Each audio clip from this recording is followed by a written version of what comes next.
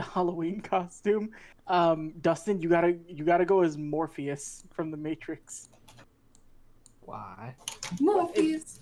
It's like it's an homage to like Dustin's like previous job. You were Cowboy Curtis. I'm not gonna do that. You don't like Cowboy Curtis?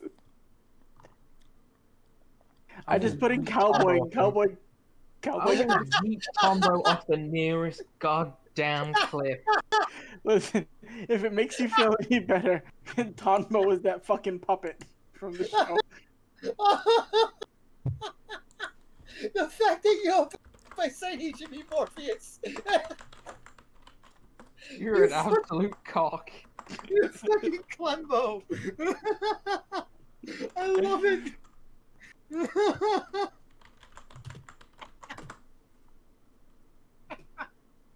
God damn it, I needed that. I told you, I have like 15 Pee-wee's Playhouse pictures on tap. I needed that, thank you. Oh. I need a few more though. I'm missing the dude who would come over and like fuck Pee-wee's friend. He would, like, you want me to help you with this? Ricardo, that was it. Because I have every episode. We need to watch. I feel so bad for people who are probably like joining stream chat right now. Yeah. You went Talking live about on that. Cowboy Curtis getting his rocks off, you I fucking didn't even get my legions. fucking drink yet. Jesus Christ. Wait, Jack, can I show you one more thing? It's not about Dustin, I just think you'll like it. Okay. This was a character from Pee-wee's Playhouse. She was Countess. It's the Countess, yeah. Nope. But she's the British character. She's Countess. I didn't even make that association. I saw a fucking fun name for a cow. So is this why you had a picture of Knucklehead? Mm-hmm. Everybody has something, and I figured the Pee-wee's Playhouse stuff was the best thing for me to have. So you have that, you had Flory. Got them all. Oh my. Hello, Pee-wee. Globby! Let me show you around the world. Oh my gosh. Do you have Rita the Mail Lady? I got Rita in here somewhere. I was pulling this up because if I'm gonna pick on Dustin, I'm gonna at least be nice about it. I'll let Jack see this. Here was originally Tonbo. This was the rough pilot design for Tonbo. Yeah. Billy Punchy. Is that Randy? Randy. Randy. Yeah. Randy. Hey, Pee-wee.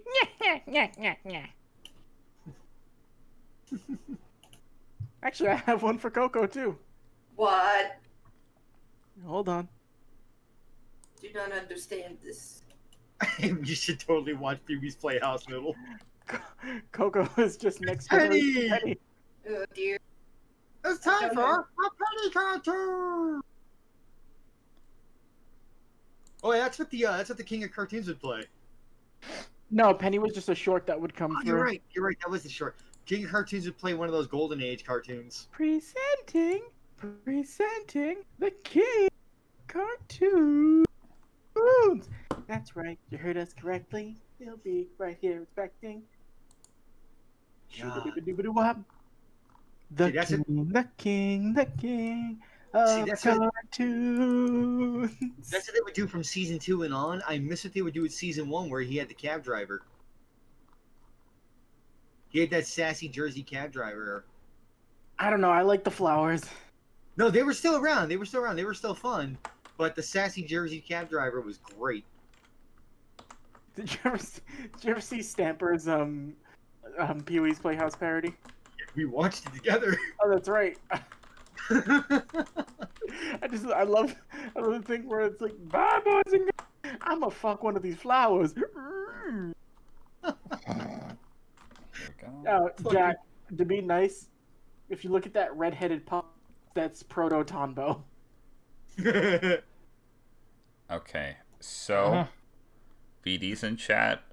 I won't be able to see the first half. Might be second half. Have fun. You have fun, VD. Hey, Minty.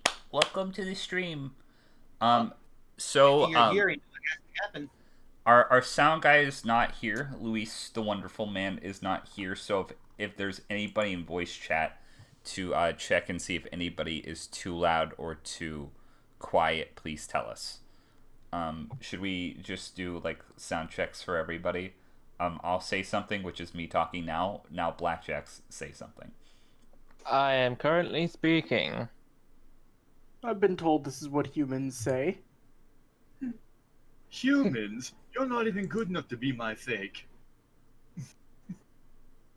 Noodle. Hi, I'm a noodle. I'm saying the words in the place. Okay. Is anybody Yes, these are human words. is Oh, anybody absurdly quiet or absurdly loud? If so, we will immediately kick them from the call and kill their character off instantly. Yes, I will do it with my own two bare globnors. I mean hands.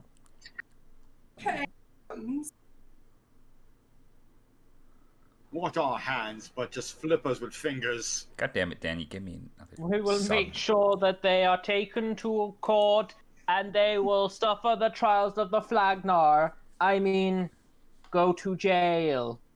Yes. you guys are full of beans today. Listen, I'm in a good mood Well. ever since Cable showed me Cowboy Curtis. Howdy-ho, Pee-wee. Cowboy Curtis. How about we all do the plugs today as Cowboy Curtis? We did I don't know what he thing fucking last said. time. Fine, Cowboy let's all do the Curtis. plugs We already today as did Cowboy. Globy. Okay. I think everybody's audio is okay. If not, please tell us in chat if you can. If not, that's all right. We love you all. Should we do plugs now? Yeah. Plug Six Bones. That is the segment of the show. It is known as Plugs Exposed. Do you want to kick it off in reverse order today, Batty? Yeah, let's start with Noodle. Oh my gosh! Oh, spot! Hello, I'm Noodle Laser. You can find me here playing the Bucket Bunny. I also play in Phantasma, which will take place tomorrow on my channel because Cable refuses to stream it on his channel. Hell also, yeah. I do art sometimes. I'm going to be doing that while we do the thing. So there you go. Okay.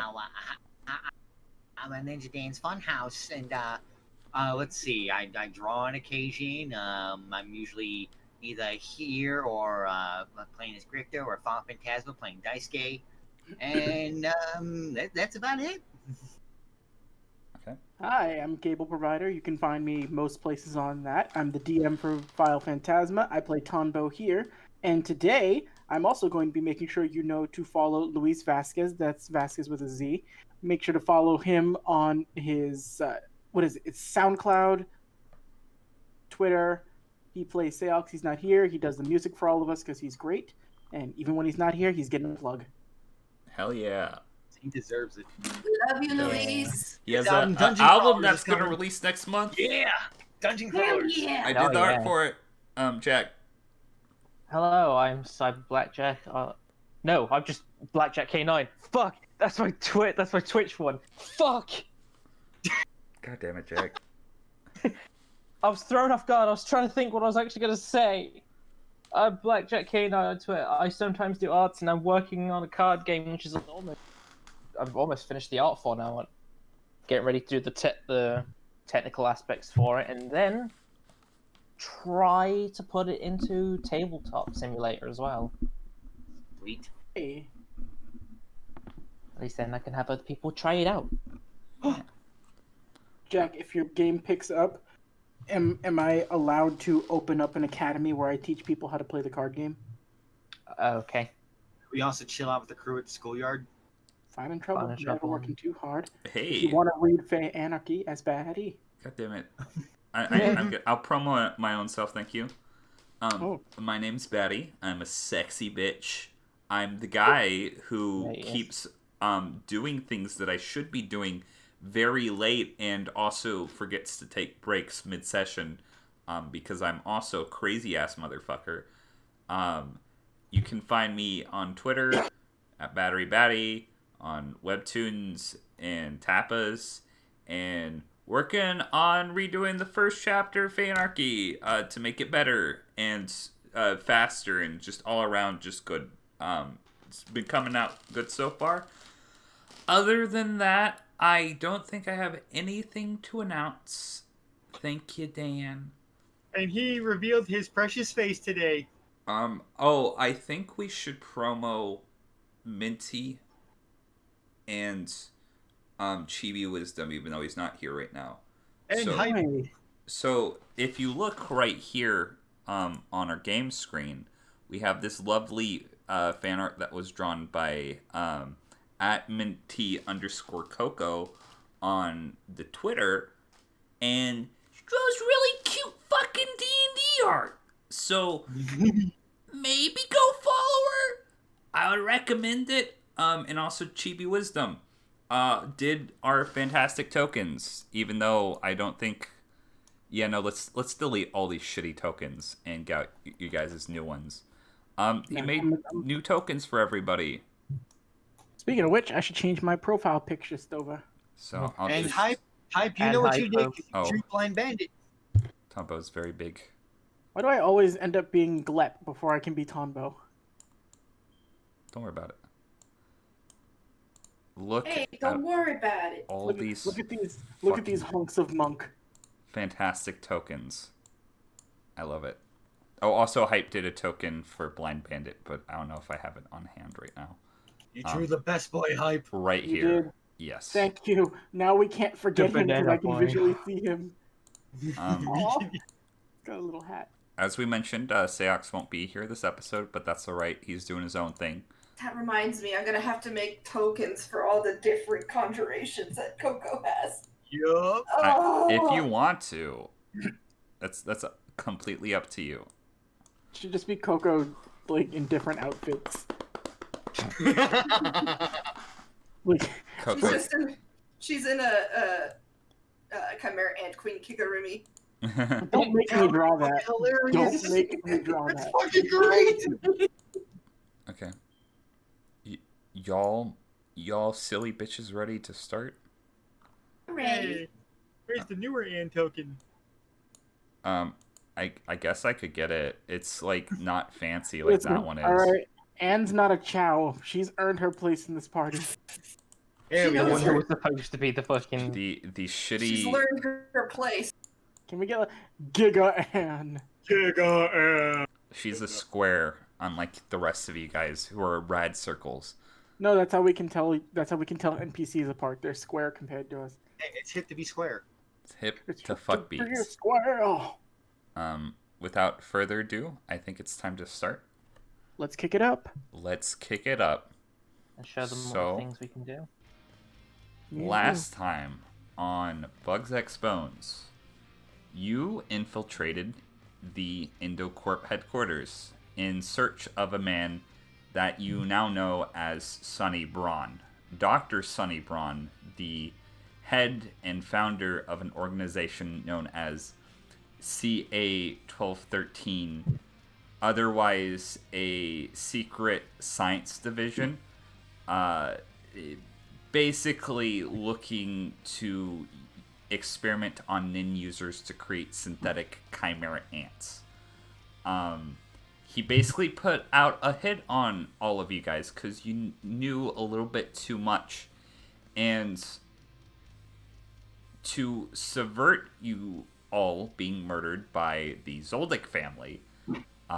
This is a crazy fucking recap if I ever heard one. You managed to locate this man, and he turned to pudding after getting scared and injecting himself with his own serum, and it didn't work out so well. You basically left the Indocorp unscathed. There was a lot of repercussions and property damage involved, but nobody knew it was you. Also, Grifter got to see his brother again last episode, and they had a heartwarming reunion. Isn't that right, Grifter? I'm going to murder him in the worst possible way. Don't you just love families, kids? Okay. We pick back up you guys were driving away from Indocorp in the last session, and I'm gonna say we're going to skip to the point to where you are on a plane leaving for Japan, because you have one more thing to do before this entire hellscape of a nightmare is all set behind you. Seox, your loyal companion, had business in Yorknew that he needed to complete. He didn't specify what it was, but he will at some point reunite with the party again. He just had to, do something important. We're gonna jump to where you guys are getting off of the boat at Swaldani City. Now I'll zoom in real quick. We can get rid of the circle right now, guys. We'll get rid of it in a second. Can we? We'll save that. Is it safe there now? Okay, you guys are currently getting off the plane. What you doing? While on the plane, could I have been writing some stuff? Yes, we already established last time that Grifter would have been writing stuff on the plane ride back, so yes. Cool. Koko is still getting herself intimately familiar with her new idol. Okay, you have been... You've been doing as much as you can from what little information you know about this thing, but we'll get to that in a little bit. What's Tonbo doing? Tonbo would have been making sure, getting on a good basis with his new pygmy rhino beetle and also Dwayne the scorpion, just making sure everybody's cool with each other. Oh yeah, Sure, just hanging out with them. They're pretty cool insects. You've been able to somewhat tame them to where they don't eat or murder each other like you've done with your other insects. It's pretty alright. Also hanging out with all three tarantulas. I got Cindy, Courtney, and Caitlin, and I'm just I'm letting them understand that they are both the same and not the same. That they're individuals in their own way, because I know they probably have some questions. Don't mind Tonbo. You do notice that your hat is getting a little too heavy, Tonbo, I will say. All right, well, I'm gonna have to start putting some of these on Grifter, and then just thinking that as he's talking to them. I'm gonna slap Tombo for some reason.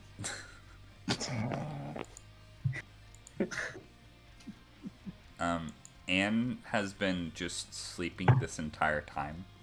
She deserved it. Yeah, she's been taking a long rest. Dustin, what were you doing on the plane? On the plane?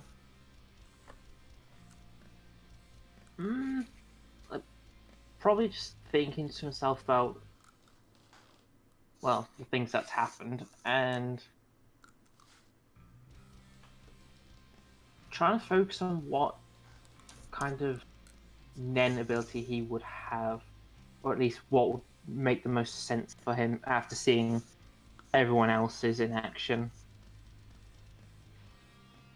He's just reflecting on how helpful he can be. Okay. Also, can I swallow a hit die on that plane ride? Oh, definitely. Yeah, no. That is perfectly fine. If you guys take any sort of rest, you can just automatically roll that. That is beautiful. I am at max. Okay, so Koko didn't take any damage, so she's fine. I got 1 point off of me, so I'm gonna go ahead and roll a hit die. I healed exactly what I was missing. I only needed 1, so I'm fine. I'm back up to full. okay. I'm alright to keep going for a while. I took damage from Seox punching me in the eye. You guys are let off at the Swaldani airport. Good old Swaldani City. Oh, those planes don't have enough leg room. Kinda nice to be here with a Zoldyck coming at us with a bunch of drones. No kidding, right? So, what's everyone else's plan? Tonbo pulls out the card that Bisky gave him. I think I need to go talk to somebody. Dustin, are you planning on going to deliver those papers to the Hunter Association? Yeah. Why, you wanna come? It's not that. So those papers, they pretty much just cover everything CA-1213 was doing, right? Basically. Does it only list CA-1213? I don't know, does it? Batty. You can Because it was look. everything You we can just rifle through put in them the again office. if you want to. Yeah, I'll have a look through them. Just look, quick look. Just roll an investigation check. Okay.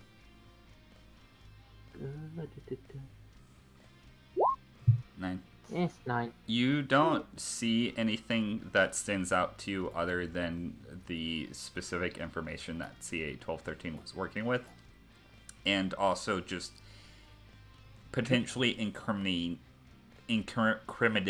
evidence about the organization. In addition to that, but nothing like that's relevant outside of making an argument that these guys are a problem. If it's just about bringing them down, this is perfectly fine, but if anything in there would also implicate Endocore, we may be in trouble. What do you mean? You heard the entire thing that happened in Bronson's office, right? Between me and him. Did we? We were all there. Yeah. It's basically when I threatened him by going to by calling. I was going to call my brother down. Oh yeah, you have a Oh. brother. Oh, yeah. He is the CTO of Endocore. Well, I think this isn't really just about the whole of it. It's just that one tiny little sect within the corporation. It's just that if anything were to get leaked onto them as well, he might come after us. You want me to I'll look see through the if I papers can- and make sure? Oh. Yeah, you have another look, and I'll try and use my charms to only focus on the main group, not the whole company. Can I make an investigation check, Batty? Yes, you can. 12. 12. So you take a little bit more of a thorough look at it. You deduce that none of this information has Endocorp on Endocorp, like their name on any of these papers. You know this was a secret operation working under some of the Endocorp staff and some people outside of that organization, but they would not be stupid enough to directly link that their actual base of operations to the outside public. So, based on this, you should be fine. I would assume an organization like this wouldn't be dumb enough to put anything in the papers, and I haven't found anything in here, so we should be good. I would hope so, because that Bronson was a fool. I mean, he did turn into Puddle. No. Then you shot him. I turned to Koko. I was like, remember, Koko, if anybody offers you a vial and you don't know where it comes from, don't take it. Vials aren't cool. That's generally what my parents say. Your parents said some strange things. Oh yeah, Parents are you just fucking strange. don't remind me, okay? I'm pretty sure we all have some sort of family issue here.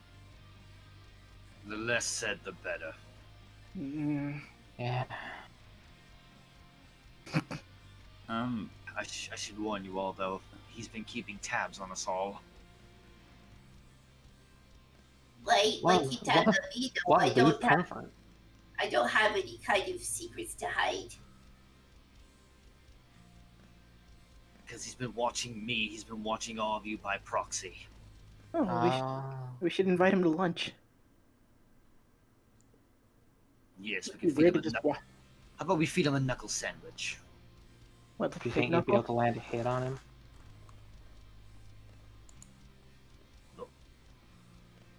if Seance was here, he'd fill you all in on this too.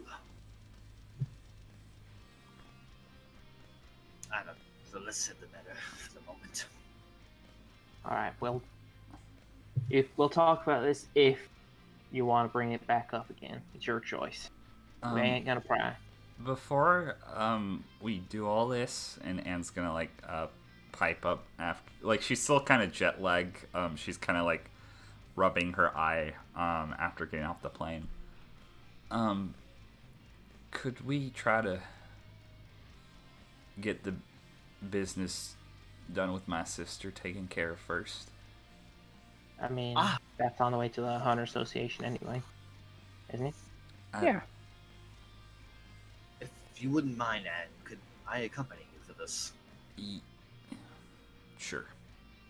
Just be careful. I'm well aware.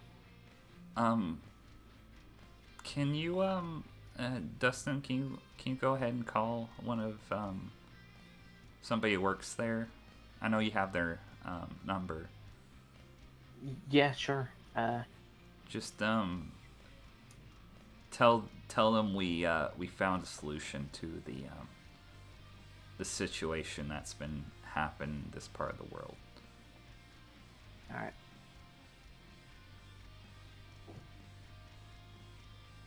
And I'll call Beans. Okay, yeah, you call Beans. Oh, hello there, Dustin. Hey, we're coming in. We have the information and a solution to the the problem. The problem? Which problem? Oh, with Anne. the one. Yeah, nope. I understand. We have the package. Wink, wink. In a warehouse at the south end of the city. If you go there, you should be able to meet Beetle, but you might need somebody to... Hold on just a second. And you're gonna hear, like, Beetle, like, yapping on the phone, or, like, yapping, like while holding the phone. You can't tell who he's talking to. Okay, we're sending somebody over there to handle the situation. Make sure nothing gets out of hand. And yes. And from that, he basically just gives you the direct address to the warehouse. Okay. So do you want me to give the papers to this guy, or do you want me to come and deliver them? Oh, those you probably want to deliver directly here. Yeah. But you can do that anytime today. Okay. I'll see you later then. See you later, Mr. Dustin. Well, guys, looks like we have our tasks for now. I'll give them the location of where she's being kept. Betty, I would like to ask something once we get to the Hunters Association too. It's just for silliness. Yep. Okay. Please do. Okay. So when we get there, I'm going to ask to speak to Chairman Netero. Okay. Oh no. Trust me, it's not what you expect. I'll let you do that when you guys go to the association. Right now, you guys are going to a warehouse. Is it okay to split the party, or? Oh yeah, you guys can split the party if you want. That's my bad. If part of you want to go and deal with, actually, you guys can split the party however you want. I'll let you decide. Anne is definitely going to go to the south end of town to meet with Beetle and another person from the Hunter Association. Grifter's going with her. Okay. I'll go. Dustin, do you want to just go deliver the papers while Anne goes to do the thing for her sister? Yeah, that's what I was thinking, actually. The faster we get this taken care of, the less of a chance they have to hurt anybody else. Yeah. So I guess it's you two and us three then?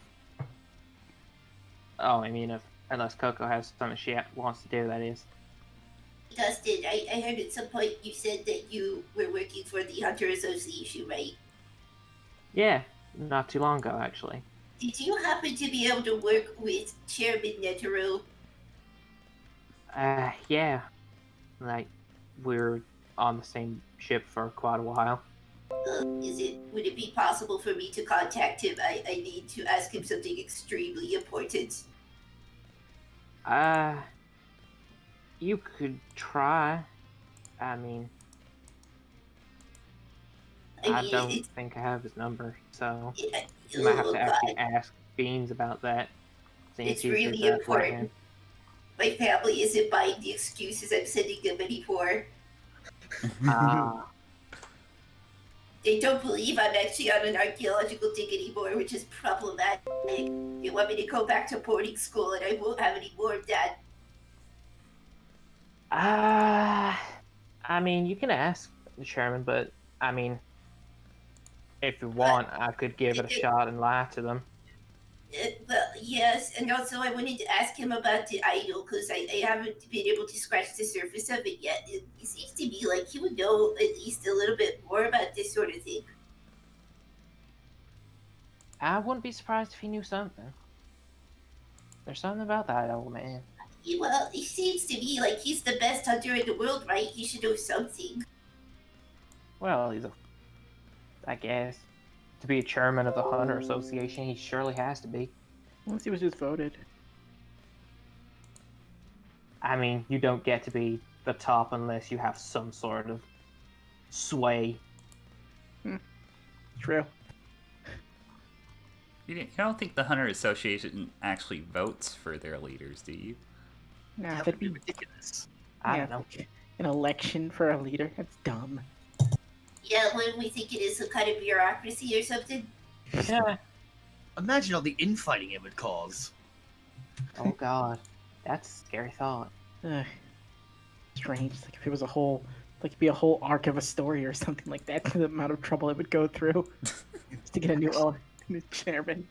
That sounds incredibly irritating. That sounds like a really scary thought Parston runs through his head. Oh god.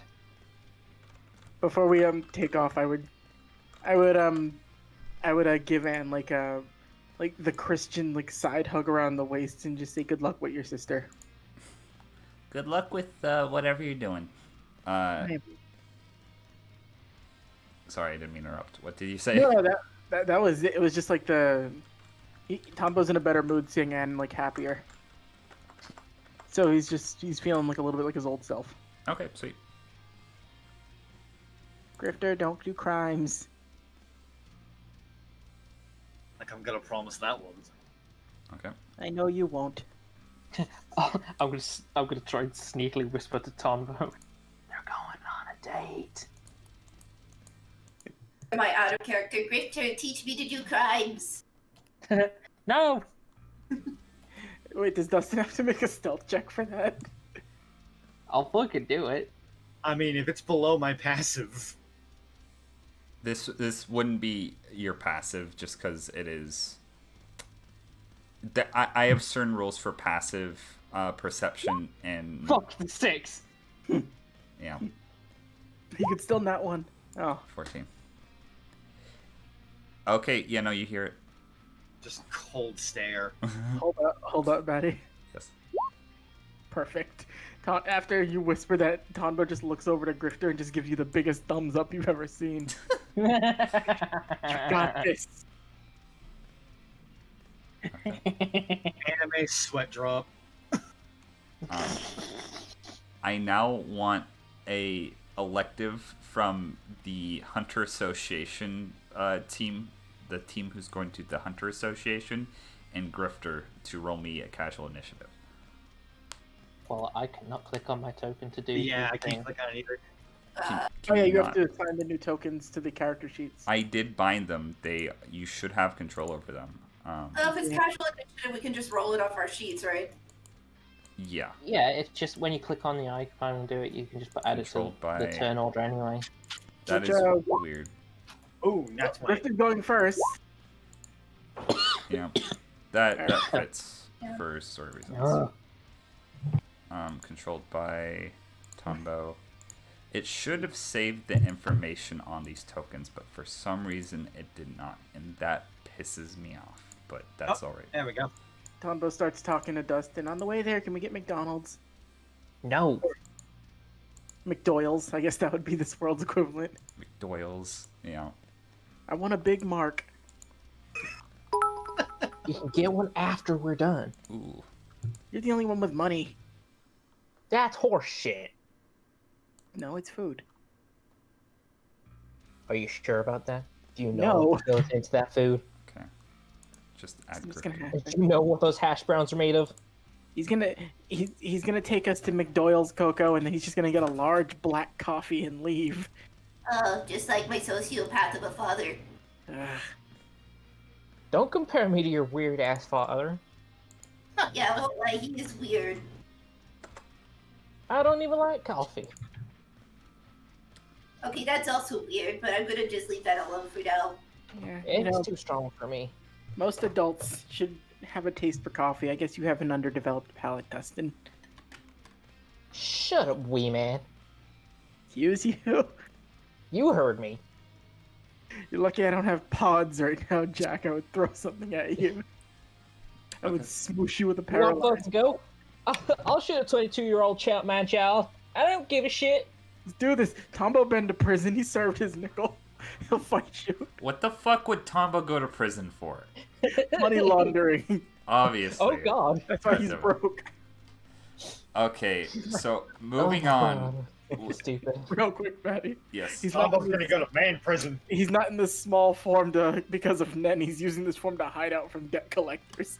I don't want to think about it. You're basically doing Krillin in that weird in-between arc of Dragon Ball between the Cell and Frieza saga. Or Well, the you found out, android. Dustin.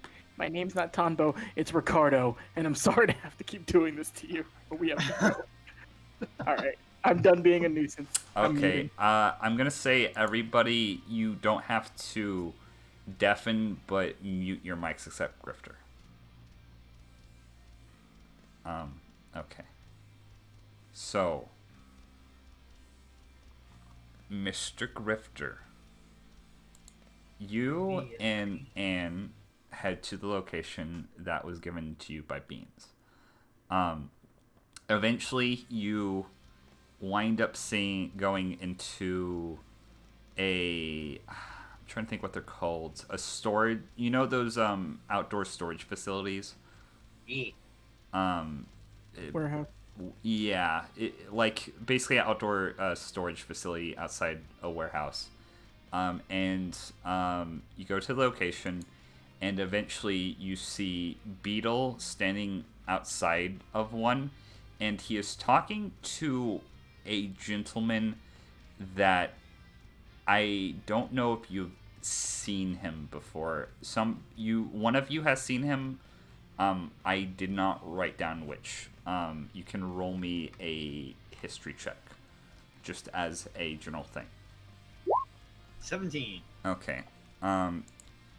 You see a hulking, older-looking man, very muscular. He's wearing this very ornate sort of like mix between like a combat outfit and some sort of regal robes. The thing that stands out to you about this guy the most, other than he is massive, is that he has a face that is very similar to what you can discern as a dragon. He does not have a actual dragon face, but his face is dragon-like, if that makes sense. Spotted him on the street during the fight. Yeah, was that you who saw him? That was me and Tombo. That was you and Tonbo. You would recognize this individual. He has like crazy hair tied up in ponytails, and this very kind of intimidating face paint. And he's just has his arm crossed, and he's talking to Beetle. Well, this is a familiar face at least. You ready for this? I'd much rather be here than back with them. Same. Do you go up to these two individuals? Before I do, I just wanted to look over. I just wanted to look at Anne and just go, and just be like, well, at the very least, I'm glad I got to keep my promise to Lily. Let's hope I can keep mine. After I had read the story to her last time, I apologized I couldn't read it as well as you did. Didn't know if that's what that burst of aura had meant. But I did promise her that I'd find you, bring you back to with the book. I don't know if she could.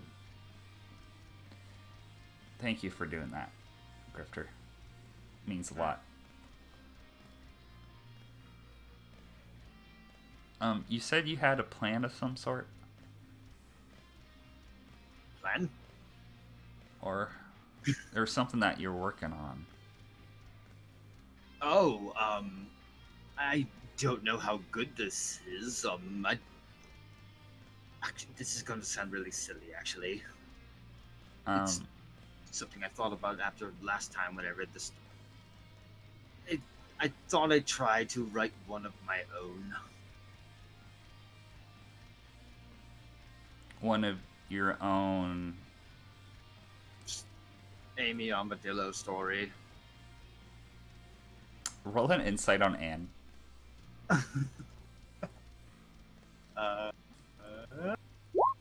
17. Okay, so have you ever been in a situation where somebody does something super embarrassing, but it's also a very sweet gesture, and you're trying your hardest not to laugh? That is what Anne's doing right now. She has like her one of her hands covering her mouth. What? What? It's just really sweet. Is all. I don't know how good it came out, and it's new to this whole thing. I'm sure, regardless, she'll find it entertaining. Okay. You both walk up to these two individuals. You see Beetle, who you recognize from earlier, and you see the individual that you had a brief glance, a while back. He is way more intimidating in person, and he holds out his big old hand to you, for what you can assume to be a handshake. I'll take it. He shakes your hand. It's very weird, because this seems like the kind of person that would crush your hand during a handshake, but it's just firm enough to be professional, but not too firm. It's a very respectable handshake. Hello. Hello there. You're the gentleman we were told about that would be meeting us here with Beetle. Yes, my name is Baltimore, the Dragon of the Zodiacs.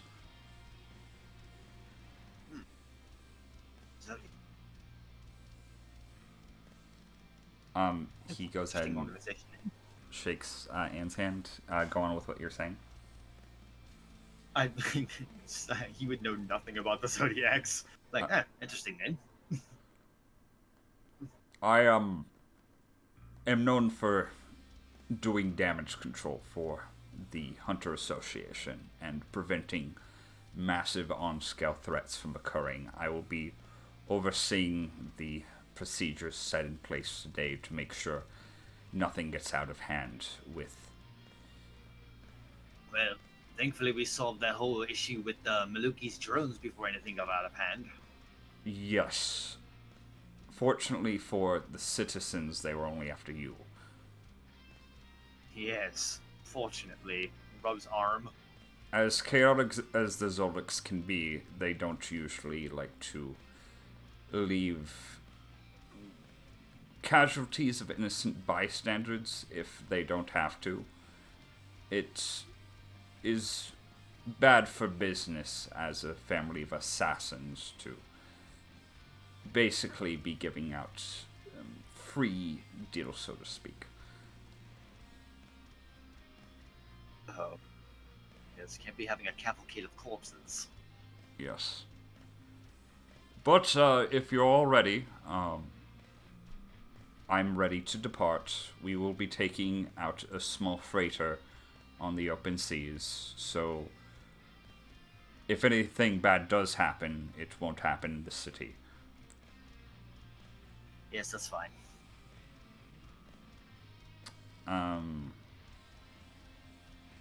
Beetle basically greets you. He seems like a little bit shaken. You don't have to roll an insight check on this, but he seems like a little bit calmer with this individual around. Oh, Beetle, do you recover fine? Oh yeah. I've been trading for today for since I recovered. Good to hear. That was a nasty wound.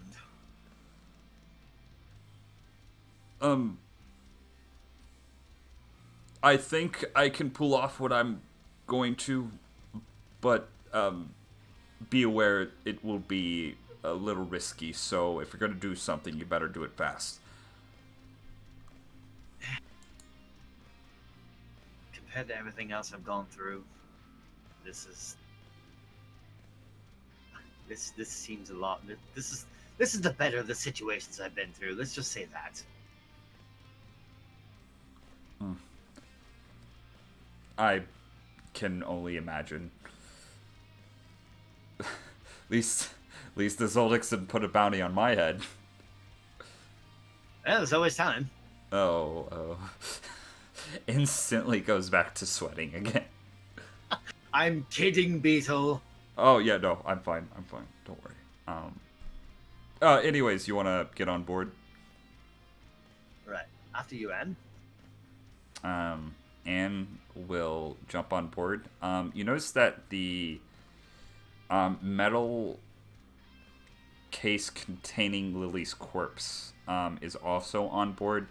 It is, of course, as a precaution, wrapped in a layer of Beetle's aura. You guys head off on to the seas, and I think we're gonna cut to what everybody else is doing at the Hunter Association currently.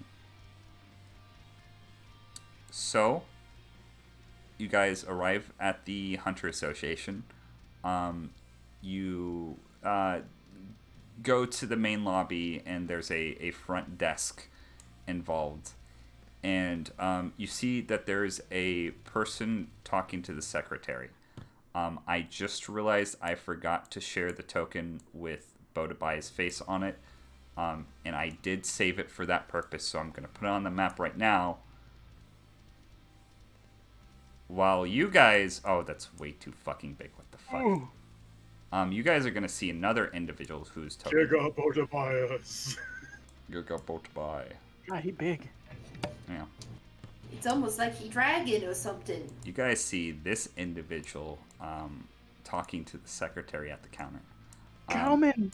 He is a bearded man wearing the most ridiculous looking outfit with cow print on it, including a metal helmet that also has like the same like cow texture as the rest of his outfit, with the little horns equipped as well. It's just Law from One Piece if he was a cow. It kind of is. I hate to say it.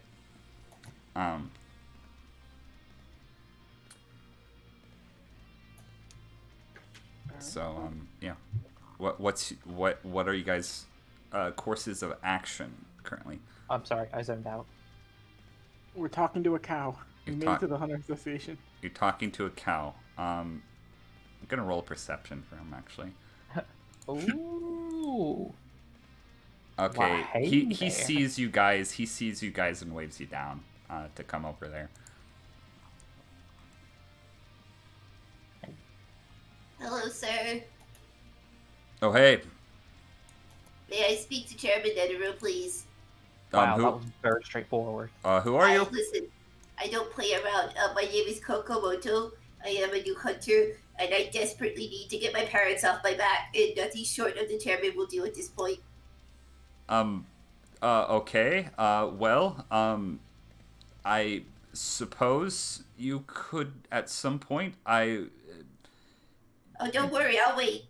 Oh, I think okay. also, Is she with you guys? yeah, I think Beans Yeah. called ahead for us. Yeah, no, he did. He told me to meet a cowboy and a small redhead-haired child. Not a I child. I don't know which of the two he's referring to. Is he talking about the natural redhead or that one? Ooh, Damn. that was vicious. Damn. Huh.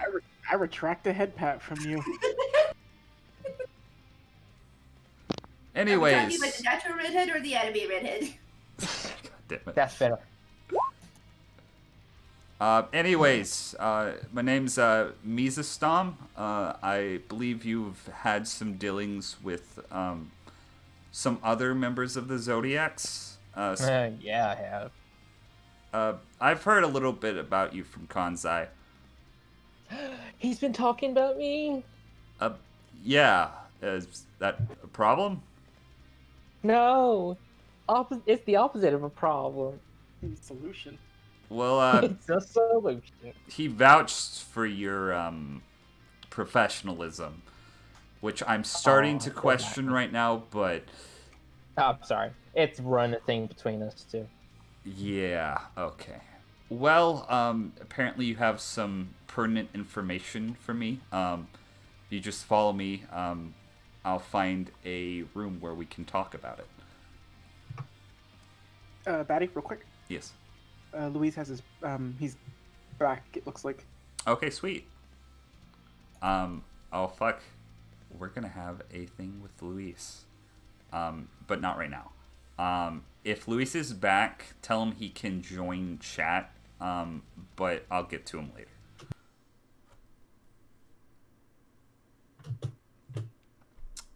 So, Mise Stom is going to basically take you in. He basically takes you into an elevator, and it's going to go down for about 2 floors, and he's basically going to lead you into what looks like a normal sort of office meeting space. You notice that the walls are made out of concrete, but there's also these weird sort of relaxing looking Art Deco chairs and nice like mahogany table and like maroon carpet in it. It's a cavalcade of non-matching aesthetics. It is like a home designer's worst nightmare, essentially. But it serves its purpose. And he's gonna close and lock the door and sit down in one of the chairs. Okay. That ain't ominous. Oh no, it's just security measures. I mean, I understand it's still creepy. Anyway, I will hand over all files I have. This is what we managed to scrape up from the scene itself. Well, go on. It's mostly just about the organization itself, because, well, it's not as if they'd be part of the company. I really don't think that it went higher than just this small group that was infiltrated this place, basically. It was just a handful of people. Who was the company overseeing them? Or not overseeing, but The one that didn't know they were housing them. yes.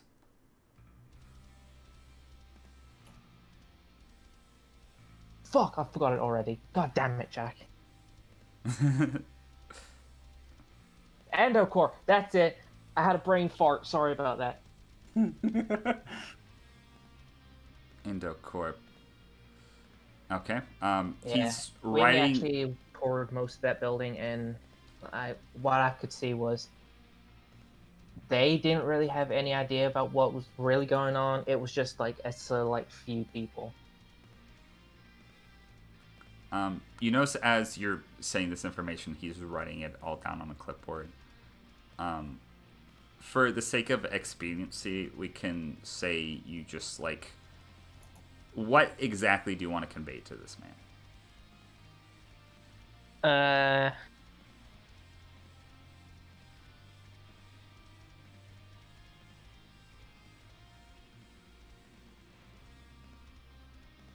Look, does anyone else have anything they want to add into this? Well, I would want him to know who the people doing the experiments were. I would actually show him the documents I got from the submarine. Yep. Showing him specific cases of what they were doing. And then just relaying, like... I would actually give him, from the doctor's uniform I stole, do I have it? Was there a badge on there or anything? You did take the whole guy's uniform, so Yeah. there probably was his... But you did use his badge at one point, right? I think so. So it was still there. So I would, like, relay the give him as much information that, like, and according to other people, we do have testimonials from people who are in there as well too. So, first-hand accounts of people who were captured and experimented on by them. Can you give? Also, do you happen to know more about chimera ants? Because I would have learned more about them so I could exploit them. That information's he's you'll notice he's going to he reaches for his pocket and he pulls out a tape recorder which has been running this entire time, and he turns it off. That's not really any not my department. Can you direct me into proper department? It slams the idol on the table.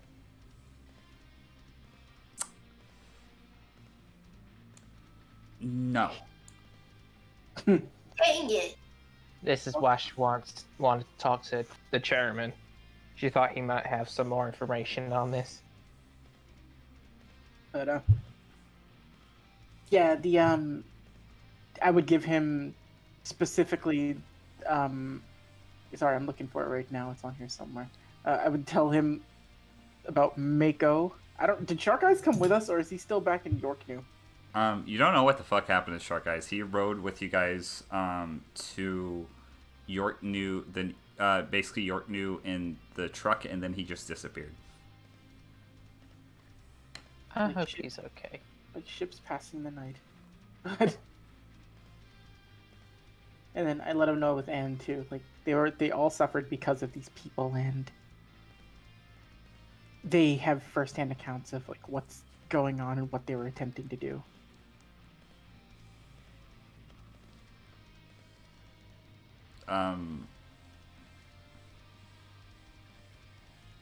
I'll make sure these guys pay for what they did if your accounts match up with the evidence.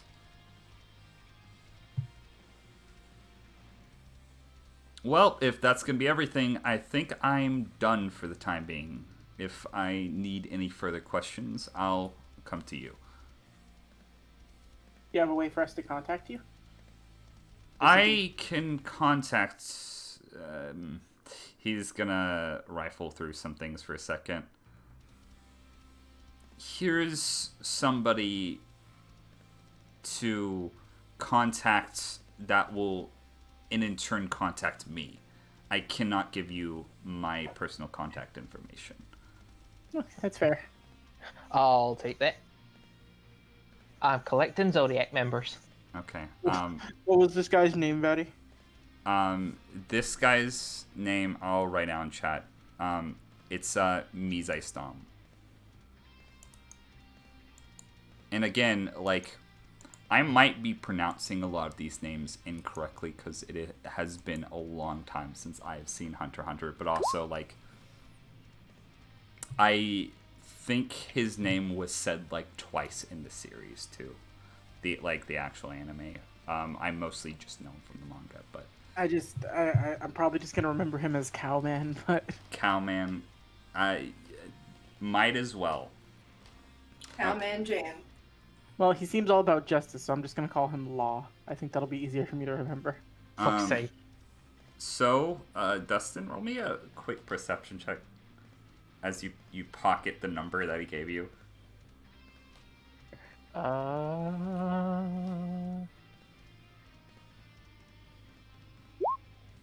22. That's just Beans' number. Ah. Oh, okay, perfect. Now I have Beans' number. Okay. Oh, B. He's going to open the door, and you're going to see Beans actually standing there. Beans. Very bright-eyed and cheery and perky as ever. I give Beans a giant hello. Hello, Beans. Hello there, Mr. Tonbo. Hello, Miss Koko. Miss Koko, Hey, you said you wanted to meet with the chairman? Yes, please. Okay, right this way. Oh, goody. Wow, okay. Oh. Okay, so, Dustin and Tonbo, you can roll me a fun little perception check if you want. Oh boy, here we go again. Would my passive work or just roll a check? I'll say your passive works. This isn't anything too big. I'll take the 20. Damn it, my passive was bad. You notice that Mizai Stom's eyes twitching. He very surprised that Netero wanted to meet with Koko. And the fact that he didn't tell anybody that. You doing okay there?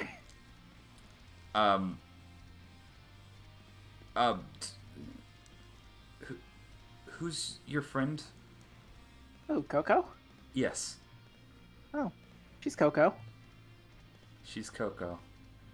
A young girl with what I can only express as a fucking track record of bullshit that's happened to her. And it just keeps getting worse. I Also she got dinosaur arm.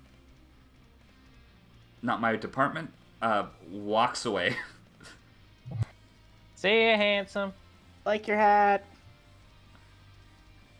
Okay. Let's. Is Luis back? He is not in chat. Let's see if he comes back in though. And also, Jack, stop being a Zodiac slut. I only have eyes for one. You complimenting the cow. You want the tiger. Oh, come on, look, he's handsome. Yellow. Hey, Luis. Hey. Okay, I'm going to message you something, and I'm going to see if it's okay with you, because I did have a plan. That power just said fuck Batty and fuck me. Okay. It's not fun not having power since 2 a.m. Oh, dude, Oh. I know what that's like. We had a generator blow up out in front of my house before, and I was out of power for 3 days straight. Jesus. I had to come home from work and just sit in the darkness. Yeah, the fact that I had to work from here, it's not even fun because my boss didn't understand. So, you know. Well, he can eat a hot pile of ass.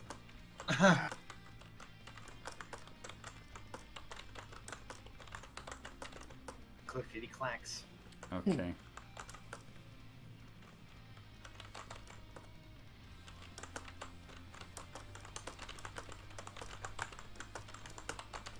He said he sent Luis a message, but he just clicked over to play Overwatch. Don't worry about it.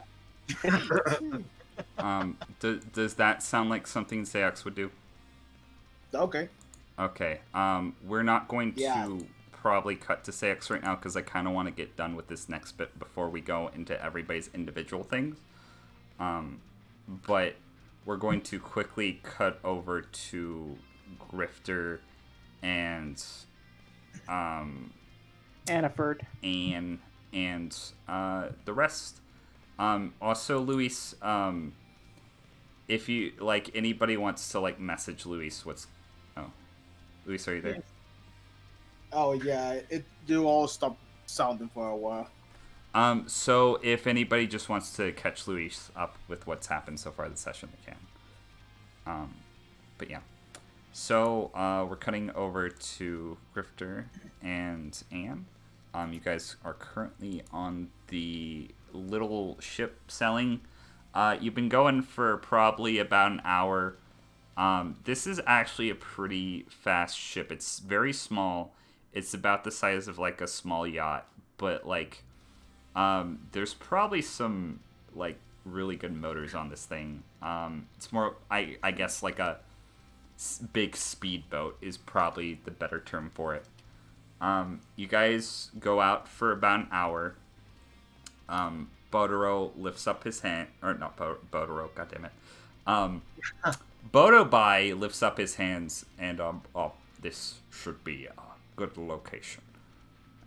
And he is going to sit down on the end of the ship in front of the metal coffin containing Lily. Do what you must. And he's just going to spectate. I pull out the Anne's book and give it to her. Thank you. No problem. She's gonna like look through it. Did you want to read your story? I could give it a shot, I suppose.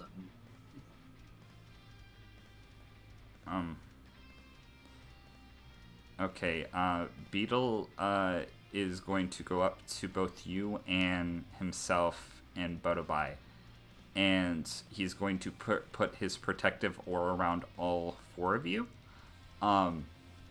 You could tell he was nervous from before. If you want to roll an insight check to see why you can attempt to, but if you just want to go on with it, you can. 20. This guy is obviously nervous about his nin abilities. You kind of get that he's probably some like moderately skilled nin user, but there's a lot of energy coming from this like Lily essentially, and it's probably going to take a lot of energy to protect 4 people from the onslaught of this energy than it is just like one person. And Griff is just thinking to himself, like, huh. Yeah. Even this double star hunter's nervous. Yeah. So I remember his license info. yeah, you do. He's gonna go ahead and open up the coffin, the containment unit for Lily, and just roll me a general intelligence save, I think, for you. Come on. Oh, now roll 20 to be above. Oh, good, 20. 20. The air around the ship definitely changes. You feel a chill down your spine, but you're able to maintain your composure. This time I was ready for it.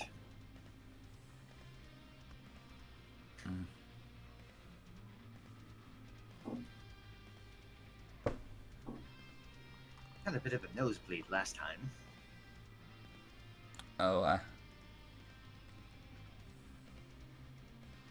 I wasn't so lucky. Oh, the full-on blackout? A little bit, but I was able to it's all right. Guys, Beetle is currently like clinging to the side of the ship.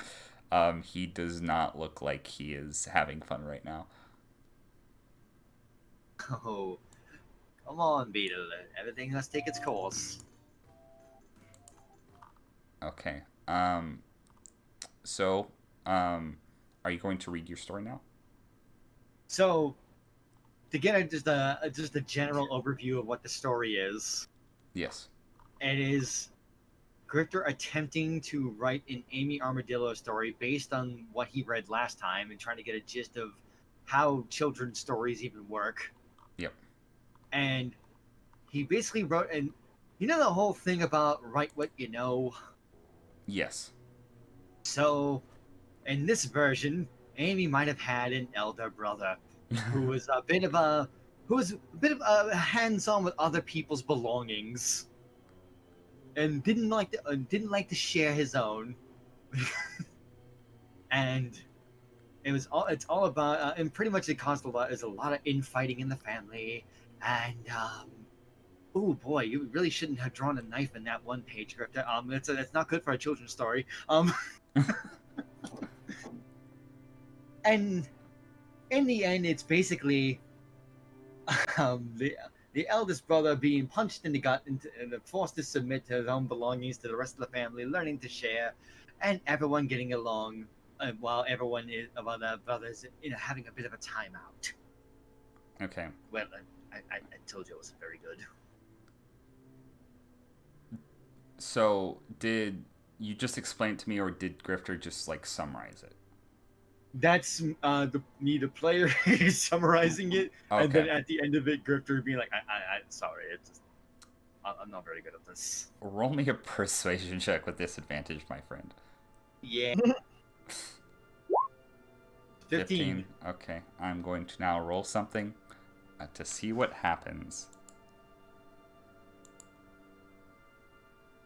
Oh no. Okay. This should be fun. So Grifter, you notice that as you're going along with this story, you kind of feel the intensity of what's going on start to slowly ramp up, and Beetle's aura seems like it's starting to not fade but thin, as he cannot maintain the force that is being exerted on specifically you. You feel this crushing feeling inside, and as you're narrating essentially what is a personal rendition of your own life story, you feel all of the self-doubt and sadness that comes along with it just start to overtake you.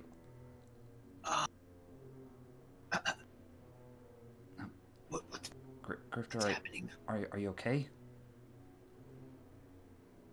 I don't think she liked my story. I didn't think she would. I better end this now. Yes, I agree. Okay.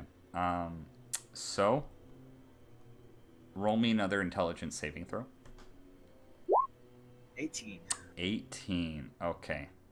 So you don't take any damage from this, but eventually it is going to subdue you to the point to where it's hard to stand. You're kind of learn from your past experiences dealing with Lily to kind of like maintain yourself enough, and eventually Beetle's able to reobtain control due to some reason. With that, Anne is going to go over and sit directly by Lily's casket. And she's going to start reading. Eventually, this aura that is overtaking you, Grifter, starts to slowly line up, and right as Anne gets done talking, you see her reach down into the casket and sweep the hair out of Lily's face. as the feeling that has been consuming you instantly ceases. And she sets the book down inside the casket, and Beetle drops his aura that has been maintaining a protective shield around everybody else.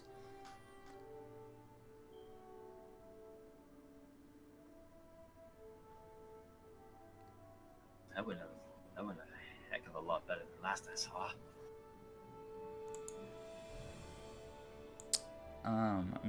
Okay. Lily kind of warily stands up, but walks up to you. This time I gotta finish my story.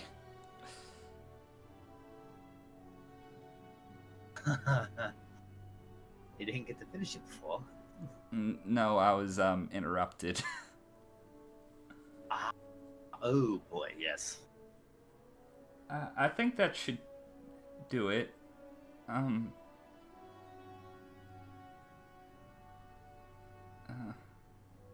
Grifter, Yes. you think she's alright? Wherever she is now? One can only hope, Anne. At the very least, I'm certain she's doing a lot better than another younger sister I failed.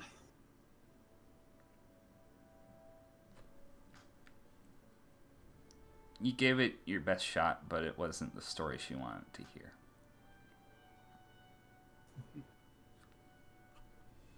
Sometimes the personal touches just aren't the trick.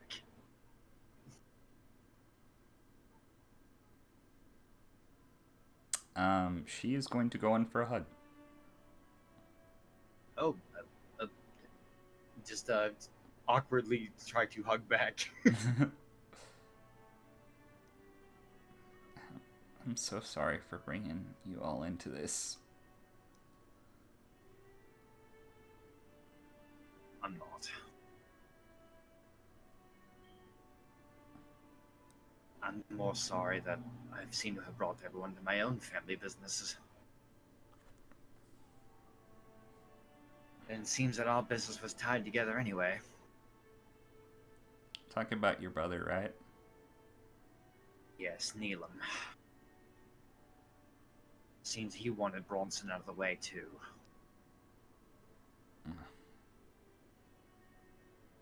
That's a good thing, right? No. Anything that would benefit him is definitely not good for anyone else.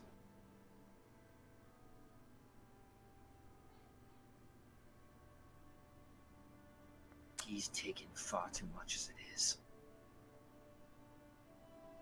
Well, you don't have to worry about that right now. Hopefully. Hopefully we get some sort of reprieve. It's been a heck of a ride since we got our licenses. Yeah. I think we should probably head back to the city as soon as possible. The Lord knows what the others are doing. Cut to Seox.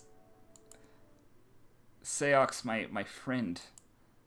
Hey. Luis, you decided to stay the fuck back in Yorknew for reasons unknown. And I am going to do something real quick. Okay. So, you received a call from Patch, or rather the individual that you know as Patch. You don't know his actual name. The person who taught you how to use Nin. He basically told you, he texted you rather, to meet in a sort of unconspicuous location in York New City. In kind of the kind of where you trained more of the slummy area with, more of the abandoned rickshaw buildings that are, good to have secret deals in, stuff like that. He basically did not give you a direct address, so you're going to have to find this place based off of context clues. It is a very orange brick building with only one window. He gave you a general block of where it might be located. You're going to need to roll, I would say, a survival check to find it. Will do. Survival. 4. Okay, 4. And so start the bad rolls. So starts the bad rolls. Okay. So you can't find it. You basically walk around for about 3 hours. You take little breaks in between. That's all right. But you keep running around in circles, and you're not used to. You're kind of used to being in this big city, but not this specific area. And you're just on a random street corner with people passing you by. Where the hell is this freaking building? God. Okay. Is there people around that look like they are from around here? You can roll me, I guess that'd be perception. 7. You're too obsessed with trying to find this place. You're just ignoring people, and they're kind of ignoring you because you're a weird guy running around in a mask.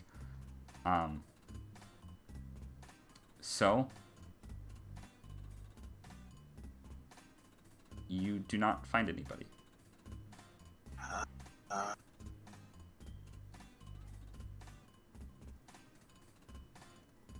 I'm gonna attempt to text back Patch.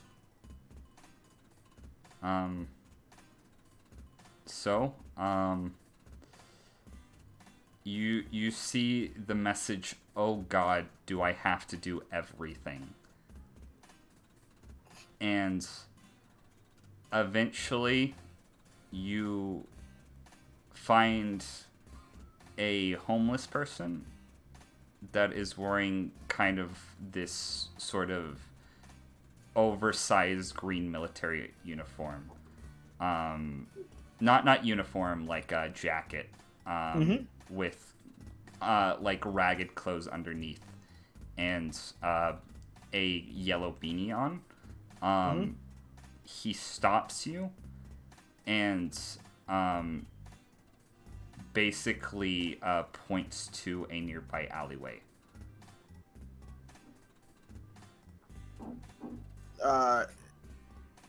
Did he just stop me, or just because I asked? He basically just stopped you with no context and then pointed over to an alleyway. Can I inside him to see if, Yes. if this is weird? Yes. Nat 20. Finally, God. You notice that there is a large sum of money that he's trying to desperately to hide in his pocket, and you can assume that he was hired by somebody to direct you over to that area.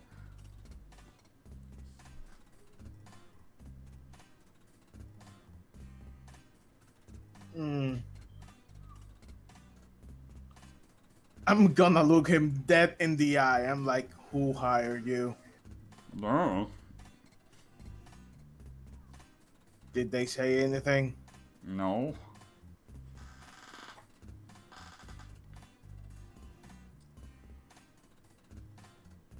Can I look into the alleyway and see if there's You do anything see... suspicious that way? You do see a red door that is open to the building right beside it. Is that building the one I was looking for? Make me a perception check.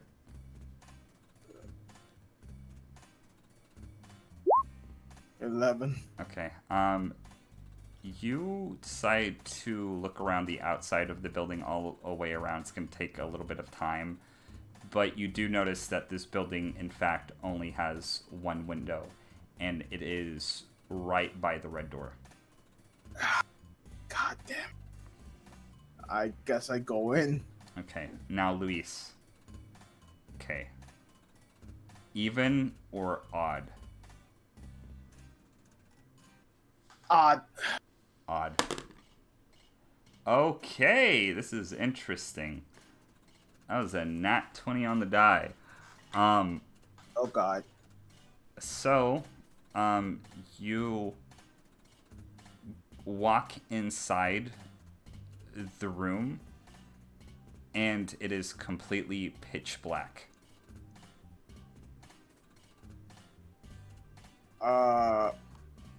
Okay, first things first, I automatically go into a defensive position, and I try to feel if there any Nen here.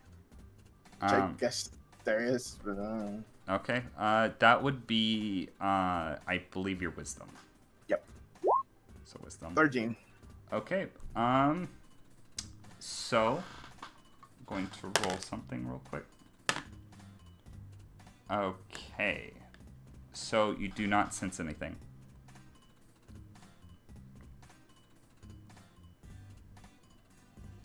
Anybody here? Okay, you hear the door close behind you, and then the lights snap on, and you see a person that you do not recognize. They are about 5 feet tall. They look to be some sort of older teenager. Something about them seems familiar.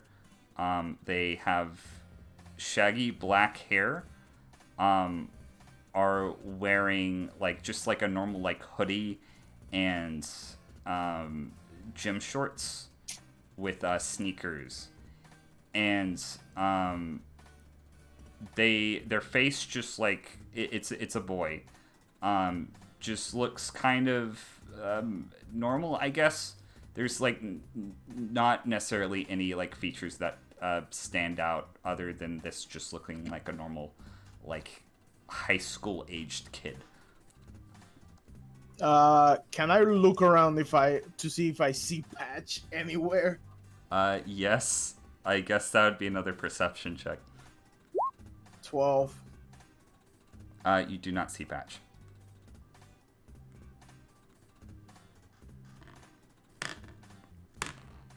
So, who are you? I figured you wouldn't recognize me.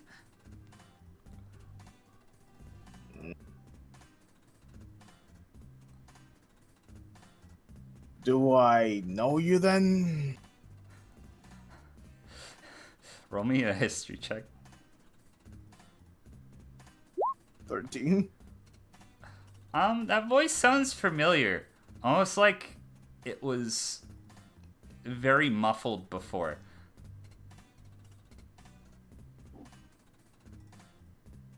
And echoey. Muffled and echoey. Come on, are you serious? God damn it. He tosses down a gas mask on the floor. Wait. Chow? Yeah, it's Chow. Dude, where have you been? I I've been on my own, basically, since I lost the hunter exam because of you. Wait. Let us be clear. 1, it was a tournament. 2, you took my mask. That's a big no. Your friend broke my bones! And Okay, that's her problem. he holds out, he pulls up his hoodie, and you see, like, there's actually a cast around his arm. Okay, that's bad. But that wasn't me, and you know that. I wouldn't have had to fight her if you didn't humiliate me in front of everybody. I told you you took the mask. That's a big no, dude. You never established that rule before. I mean, wouldn't you do something crazy if I would have taken your mask off? I would have been embarrassed, but I wouldn't have had brutally brutalized you like you did me. Stupid asshole. Look. I'm sorry. I didn't intend on doing that, but you didn't know, and then you didn't surrender. So, look. If you want, I can even help you train for the next exam. I don't want any more of your training, okay? Okay. I just wanted to I never thought I'd get this far. Dude, there's always things we can do. You're not a bad person, and I know it. So, what you wanted something out of this, so maybe I can help you. Oh, I already got what I wanted. And he snaps his fingers, and just out of nowhere, you see something fall from the ceiling and plop to the ground and go, ow. And then up rises about, I forgot if he was 2 feet or 3 feet, fuck.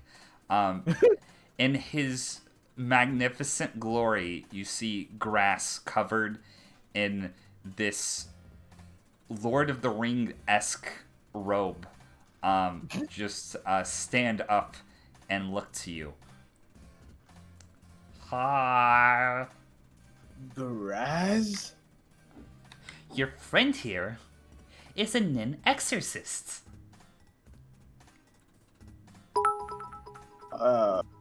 What? Do you not know what a nin exorcist is? Look, no one has actually told me how Nen actually works. I'm not that far. I guess you kinda did something to Patch, because you're here. Basically, he fixed my face through the most painful and aggravating method possible. Alright, yeah, that's a difference. I don't even want to start.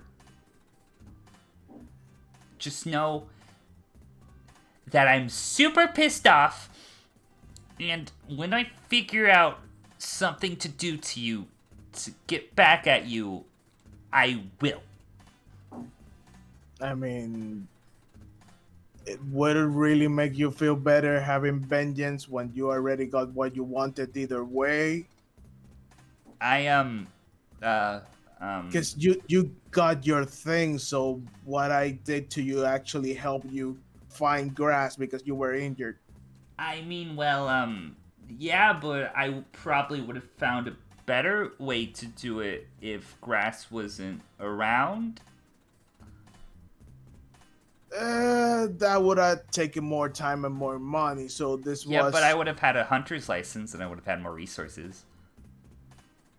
Yeah, but still, you can still do that and make a bunch of money to compensate for that, and I can help you do that. Yeah, I don't want your filthy money. I just want you to know that you have made an enemy, good sir. Ah, come on, Chow. I don't want to do this. I will become strong, and I'm gonna... Look, if Beat you you. do anything to me, you're gonna have Grifter, Tonbo, and Koko after you. And remember Koko, she's gotten even stronger than before. Oh, I have ways of dealing with them. Once I You sure? You sure about that? well, I not currently, but I am acquiring a team. I currently have one in my possession, a Nin Exorcist, which is very rare, by the way. Ah ha ha. Grass is currently biting onto Chow's hand. It's like, get off, get off. Grass, don't you want to see Tombo again? Why would I want to see Tonbo? I'm not talking to you. I'm talking to Grass. Oh well, I talk for him, so. No, you don't. You notice that when you say Tonbo, Grass's eyes tear up a little bit. Come Grass on, Grass. belongs to me now. Isn't you want that right, to see Grass? Tombo? Grass? Well, I kinda do, but roll me a persuasion check with advantage. 20. 20. That is perfect. Oh, god damn it. Grass regurgitates himself off of Chow's hand in the most disgusting way possible, and like Chow's like shaking his hand trying to get like the disgusting grass residue off, and he just kind of plops to the ground and then stands up and then pats like the side of Chow's leg. I'm sorry, I want to see my friend again. And he starts rolling away, like, towards you. It's like, wait, no, you're staying with me. What are you doing? No! You see, Chow, this is what I tried to tell you from the very beginning. You need friends. What And does this Tonbo have that I don't have? I mean, you don't have to be Tumbo, though, because I offered you my friendship, and I'm still doing it. I don't want your stupid friendship. And You're gonna make it harder on yourself? shut up. Come on. You don't want... Come on, dude. We don't have to repeat anything that happened before. Let's do this clean, now that we can do it on a peaceful manner. Come on, it would be a good time. Now, okay, roll me another persuasion check with disadvantage. 14. God damn That it. would have been a nat 20 on the other side. That's alright. You know what? I hope you enjoy your life as a hunter. See ya. And then he is going to run, like, right next to you and then jump out the only window in this building. Bye. Okay. That's all that happens. Do you want to return to Japan to meet up with the rest of your friends now that you have acquired grass? I'm gonna call Patch. Yeah. Hey. Did you by any chance contact me via text or something? No. Okay, someone has your phone number and just try to ambush me. Oh, that's interesting. Yeah, you may want to change it or something. Nah, I think I'm good. No, okay. Just if someone else calls me and I get in another thing, I'm gonna blame you. Okay. Good for you. I'm currently busy right now, so Yeah, you always are. Yeah, yes, see you I'm later. always busy. Bye. Flash to Patch sitting in a fancy tub, massaging his own toes. while smooth jazz plays in the background. Okay, Grass, I think it's time to meet your friends. How I that? Thank you, Mr. Mask. Want something to eat in the way? Ah! He as you say that, he opens his mouth, his tongue like extends in a random direction, and he grabs something that was crawling off the floor, and projects it back into his mouth like a chameleon. Okay, I didn't know you can do that. Let's go. Grass just follows you. Okay. I'm gonna go to the airport and stop somewhere to give him something to eat. Okay, you guys have a nice lunch, and then you take the airplane back. So now we're in a situation to where we have the rest of the party and see what they want to do. I think we're going to start with Koko, who wanted to meet up with Mr. Isaac Netero, and actually was able to. So, Noodle, you there? Yep, I'm here. Okay. Beans escorts you up to Netero's office.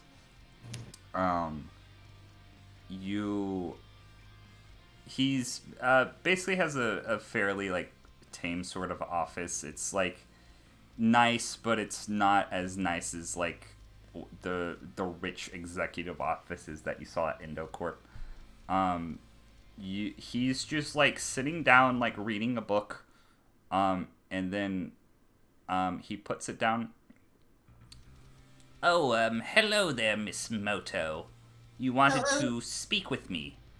Hello, Mr. Chairman. Yes, indeed I did. And about two things in particular, actually. One of which is rather selfish, and I do apologize. Actually, both of them are selfish.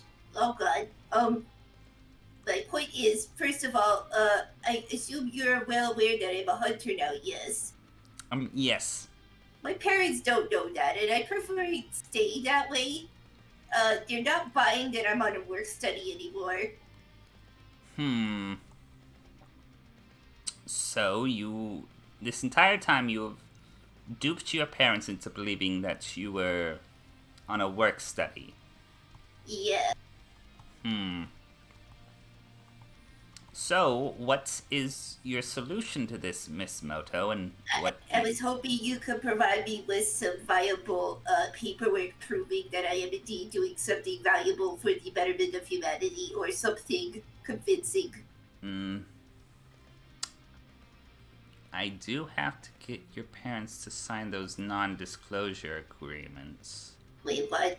He's gonna, like, stroke his beard for a little bit. I think this could be accomplished. Hold on.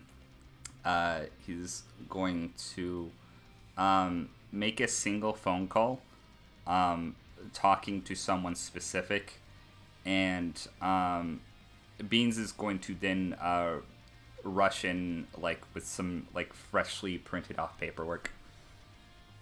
I assume interning for the Hunter Association would be a valid enough school time experience to satiate. I don't know how any of this works. Hold on. Frankly, that sounds convincing enough that they'll buy it. You think They that got their they won't... hands full. They've got their hands full right now with the domestic divorce case, but that's besides the point. I'd say this is fine. And he's just going to just kind of casually sign like 3 papers in the giant stack of papers that Beans printed off. And you are now officially, unofficially, a intern for the Hunter Association.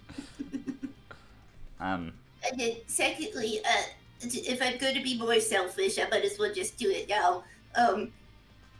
What can you tell me about this? Because I kind of caught on that there's something going on with things called chimera ants, and I want to know more. And she's gonna take out the idol. How big is the room they're in? It's I'm gonna say it's big enough to use your idol. I tried to make this work, and she's going to summon one of them. Okay. So, you roll 1d2. How do you do that again? Just slash roll, and then 1d2.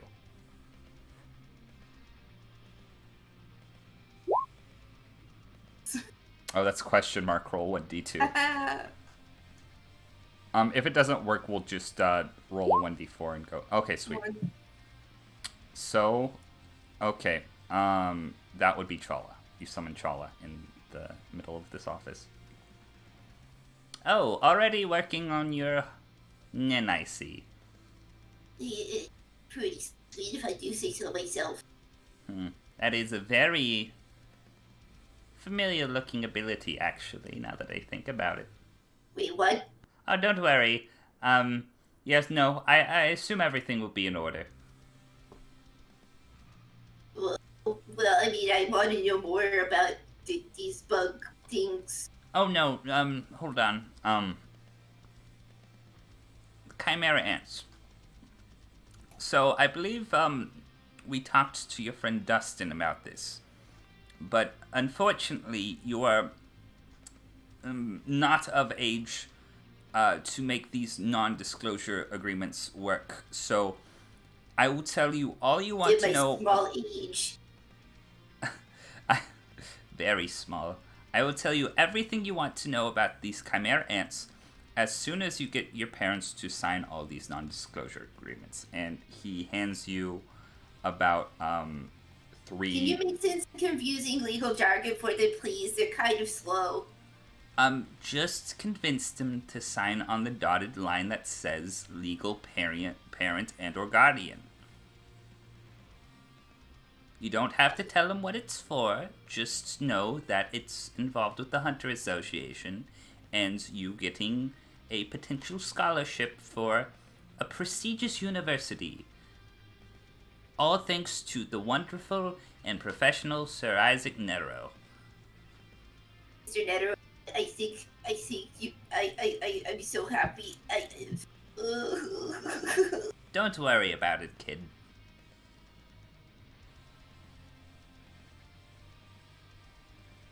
That's basically all I had in mind, sir. Thank you very much for answering a young girl's questions and concerns about bug people and divorce lawyers and just all this crazy stuff. Thank you. No worries. I am legally obligated to hear you out. Are you now? I'm gonna keep that in mind, sir. Oh, what did I just say? Oh, anyways, be on your way, Koko. I am a very busy man, as you can clearly see. Yes, I can tell by all the not things you're doing. Whatever do you mean? Well, I mean, you had enough time to see someone like me. Well, I'm doing very important work that I have to wait by the phone to answer. Oh, is it ringing now? Oh gosh. Oh, man, this is an important call that's being held right now. Hello? Yes. You need to go, Miss Koko. Yes, I will do that thing for you. You're so full of beans, Mr. Netero. I get the idea. Oh, wait, Beans is over there. That'd be weird. Beans, just smiles. Alright, I get the idea. You don't want the twerping here anymore. I'm out. You get the idea. It's like we're related or something. You and I seem so similar, Mr. Netero. Maybe you'll be sitting in this chair one day. Oh my gosh, what if? Don't dream too big, but we'll see. Now, shoo. He actually, at this point, is going to physically push you out of his office. I don't know. I was just gonna be like, be catty and just be like, roll strings. You can if you want to. No, I wouldn't actually. I'm just thinking, like, she is pretty hefty and also fairly strong, so I was like, yo, what if he had to do that? But no, it's okay. Okay. Netero could probably push you even if you rolled a nat 20, but, you know. Probably. Yeah. So, Koko did that. Did we want to do Tonbo's thing? Because Tonbo hasn't done a thing yet. Unless Dustin has something he wants to do. I don't. I had one little thing I wanted to ask Tombo first, but I don't really have anything else besides that. We can go ahead and do that scene right now. Alright, sorry, I had a stupid idea, so I was getting something ready. Okay. But, hold on, I will... So, yeah, Tonbo, like, if we had settled up everything at the Hunters Association, Tonbo would be looking into the card to be heading off, just...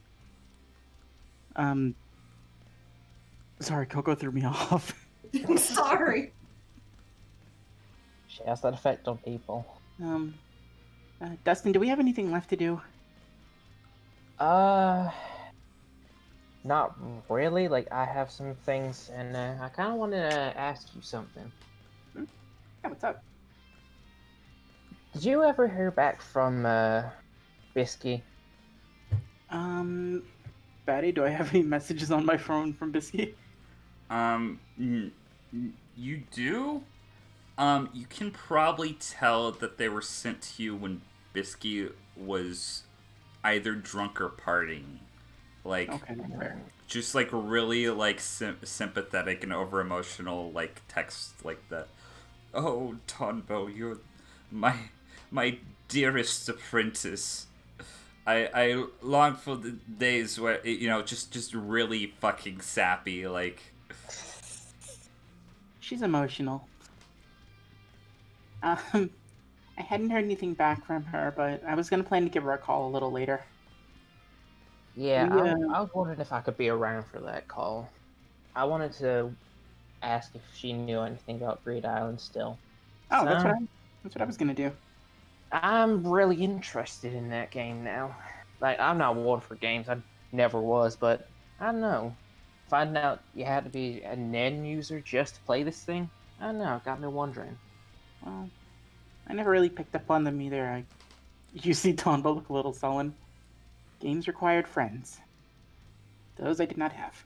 So... I mean, they didn't really. The one I got from my nephew here, it was a single player.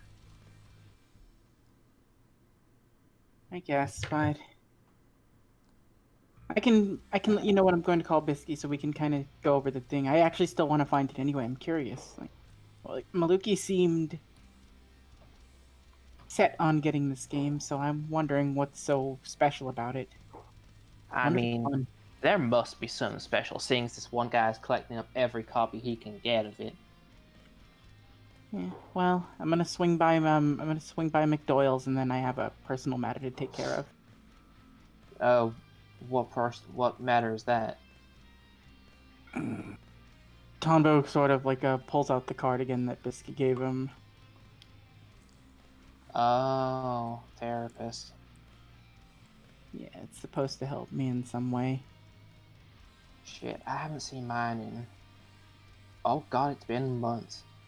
You want to come along? Yeah, I don't have anything else to do. Besides maybe tease Kanzai a bit more, but I can do that on the way. Well, alright. Yes, let's go. I don't want to do this. You just like walk. Also, I drew the mascot for McDoyle's. Oh god. I hate you. Where is it? It's in the Hunter's fucking chat. I'm gonna color it later. I fucking hate you. I fucking hate you, Cable. You Look wanna at this show it? sen. Don't show it on stream. Whatever you do. Is Illumi God. the cup? Yes, Illumi is the cup. You Fuck's wait, sake. God Oh damn it. no! Oh no!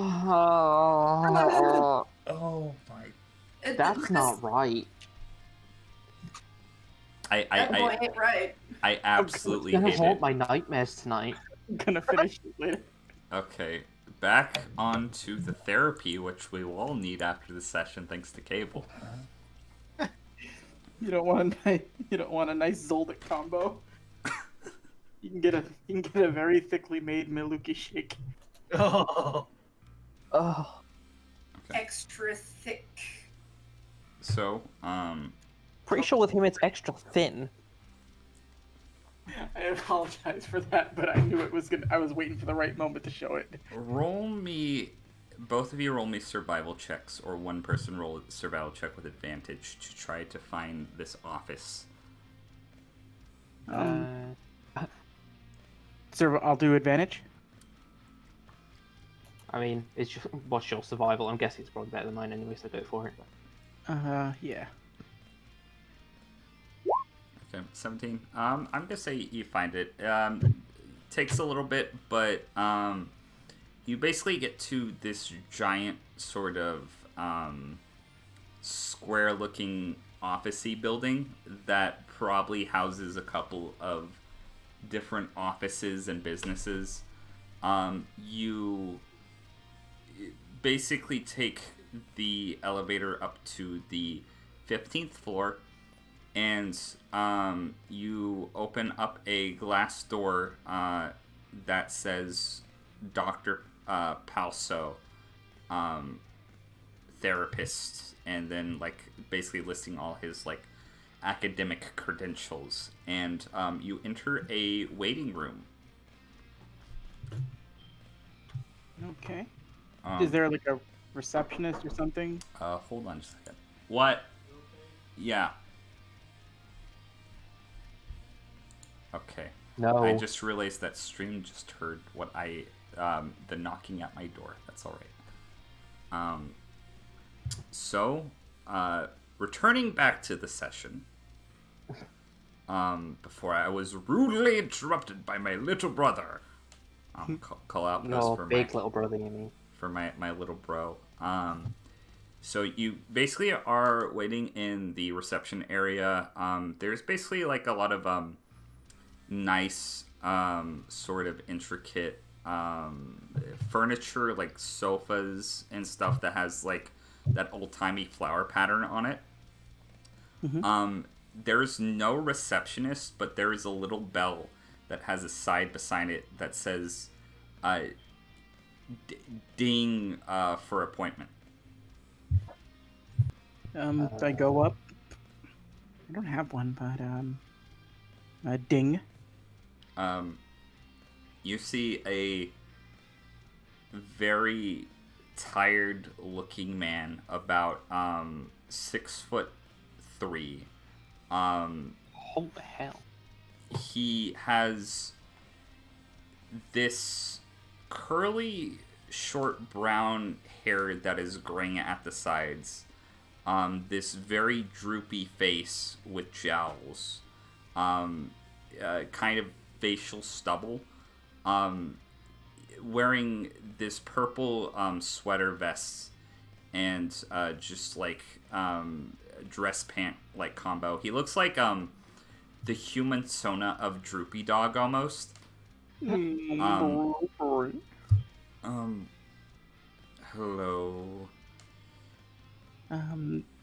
Hi, Tonbo Kamakiri. I was told to come here on Biscuit Kruger's recommendation. Oh, Bisky sent you. You must be Mr. Kamakiri. Yes. Yes. She did not schedule an appointment with me, but I do have walk-in hours, which end in 5 minutes, but I guess I can see one more person for today. I'm sorry. I didn't know. It's all right, Mr. Kamakiri. Follow me inside. Who is this person with you? This is Dustin. Dustin, I don't remember. Forget my last name. I think so. Mesozoic. Dustin Mesozoic. Dustin Mesozoic. Do you want an appointment as well, Mr. Mesozoic? You know what? I think I'm alright. I'll just be waiting out here for my friend. Okay, fine. If you want, we have nice refreshments, including water and caramel mince candies. Swanky establishment. He Fucking hell, yeah. Damn. he slowly reaches Sounds under the delicious. table and puts a bowl full of caramel mint candy. Okay, Two of my Tonbo, favorite things. follow me to my office. And he basically opens the door, and you start walking down a short hallway and eventually reach his office. Apologies, Mr. Kamakiri. My receptionist recently sought herself out the door after finding a better job. I'm happy for her, but it's been difficult recently. Are you looking for someone to fill the position? Potentially. Do you have any recommendations? I have someone in mind. I know she's nice, but I don't know what her plans are currently. So it would be more up to seeing what she's gonna do. I can check with her after this, though. I'll keep it in mind. A friend of Miss Bisky is a friend of mine, but I'm afraid the chain stops there. I will, however, take your recommendation into account. All right. Um, And Tonbo kind of doesn't really know what to do with himself. just sit down and try to relax. And he pulls up a sort of, not like one of those couches that people lay on like in the movies. There's like a very comfy looking wheelchair, like not wheelchair, wheelie chair, like chair with wheels, like a desk chair, but has a very like nice like sort of gray cushion on it, that he lets you sit on, and he's gonna sit in his own chair. Did Miss Bisky tell you my specialty? Not in so many words. She said from my particular issue, you might be the best person to help me. I assume it's something to do with Nen. I am not an end user myself, but I am a therapist that mostly sees professional hunters in the various of lines of work that hunters go through. You can only imagine the mental strife and anguish that certain individuals go through on their daily adventures into absurdity or danger or what have you. No, I've seen a bit of it.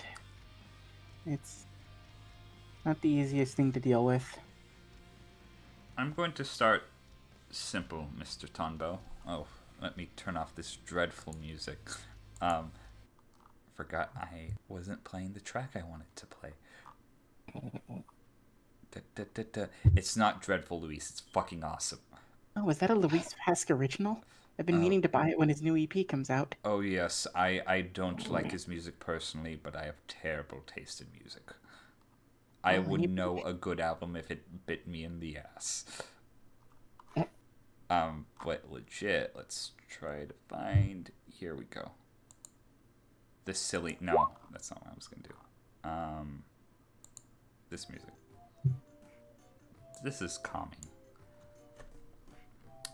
Okay, so Mr. Kamakiri, Tonbo. Why do you think you're here? Tonbo just like gestures to his whole body.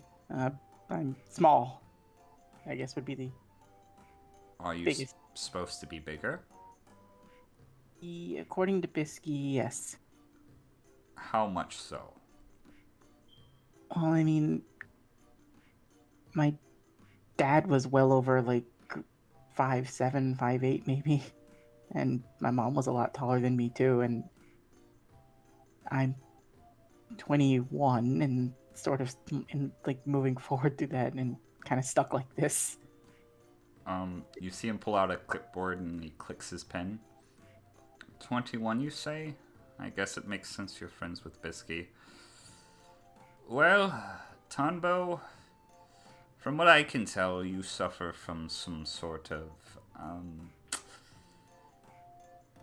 repressed mental anguish from your childhood, I would assume, or maybe a longing from your childhood. And your nin has, you unknowing to this, has had an adverse reaction on your body to keep you in this state. Does that sound correct? I mean, do I have any of my bugs with me? I assume I would have all my stuff. Yes. Okay. Sounds like it might be right. I mean, ever since I learned how to do Nen, it looks like I can alter my body in weird ways. Would you mind showing me? Oh, Courtney. She just like comes scuttling out of the hat, and then I do I do it just for like one hand, and that's it. Okay. I think that'd be 1 DNA point. Yes. Okay. Ew, I just had a shiver down my spine. Dustin loves when I do this, and then he. Oh. He's gonna like poke the end of your hand with his pen. I haven't seen something like that before. Yeah, I guess it's just another thing that makes me me.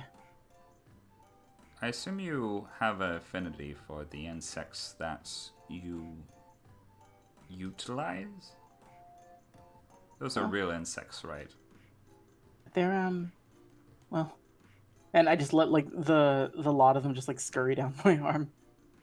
They're very important to me. They're, and I don't even know if friends is the right word. They're more like a second family almost. Tell me, Tonbo, did you have many friends growing up that were human? Well, they said we were friends, but Tonbo just kind of like looks a little. It's like a combination of sad and angry at the same time.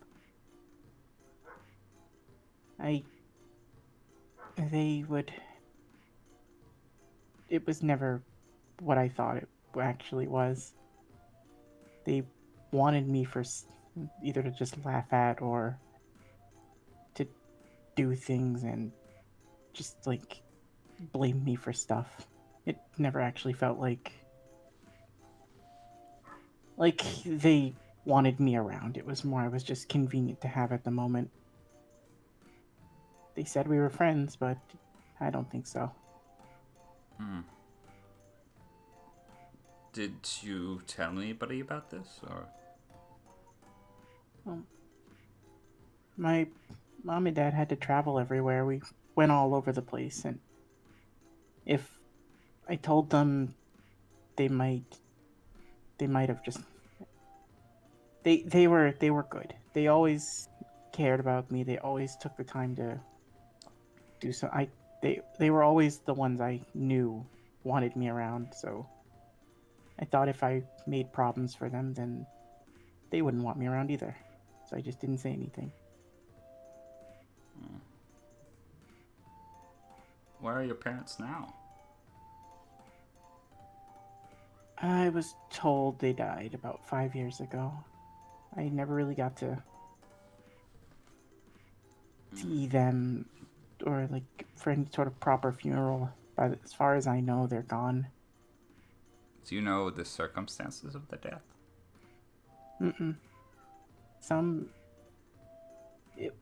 It was a weird time. I try not to think about it too much anymore.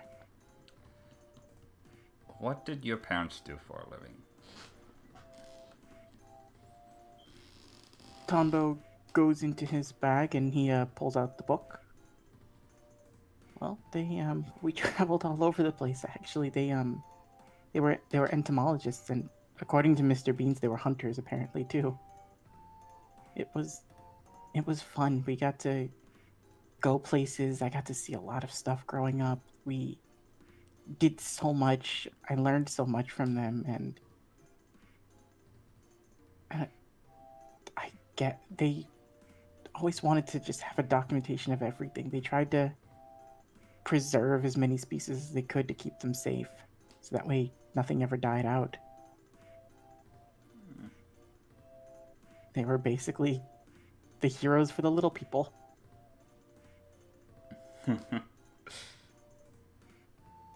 Oh, don't mind me.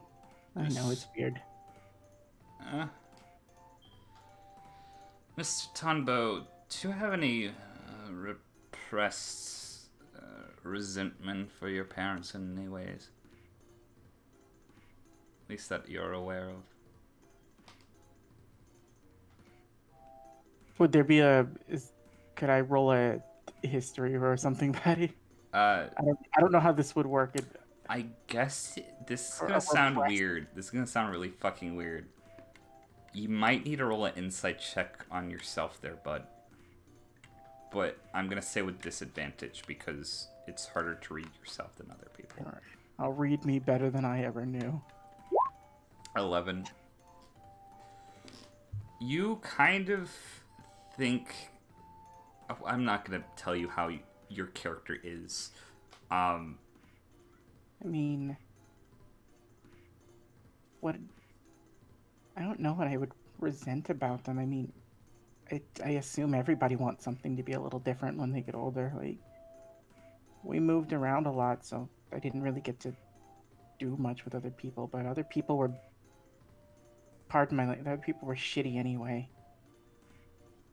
So, maybe it was just a good thing we just moved all around. You know, if you don't get to know anybody, you don't get to know how bad they really are. And then they don't get to treat you bad. From what I can tell, you are an individual that was mostly raised in an enclosed environment, surrounded by your parents. You would go traveling around from place to place, didn't meet very many people other than your parents, but when you did, they would either manipulate you or leave you, or you would have to leave them. And then the only people that ever cared about you just up and left one day, never to be seen again. Well, I know it's not their fault. I know it's not.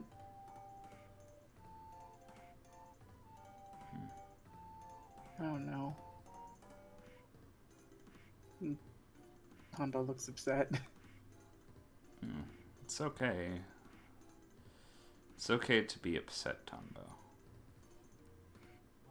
You can still feel anguish and betrayal almost, even if the people who left didn't want to in the first place. If not from them, from the outside force that is. It's not right to be upset if it's not someone's fault. You should only be mad at people who deserve it. It's okay to be mad just at the normal workings on in the world. If you repress those emotions, they're going to eventually build up and overtake you.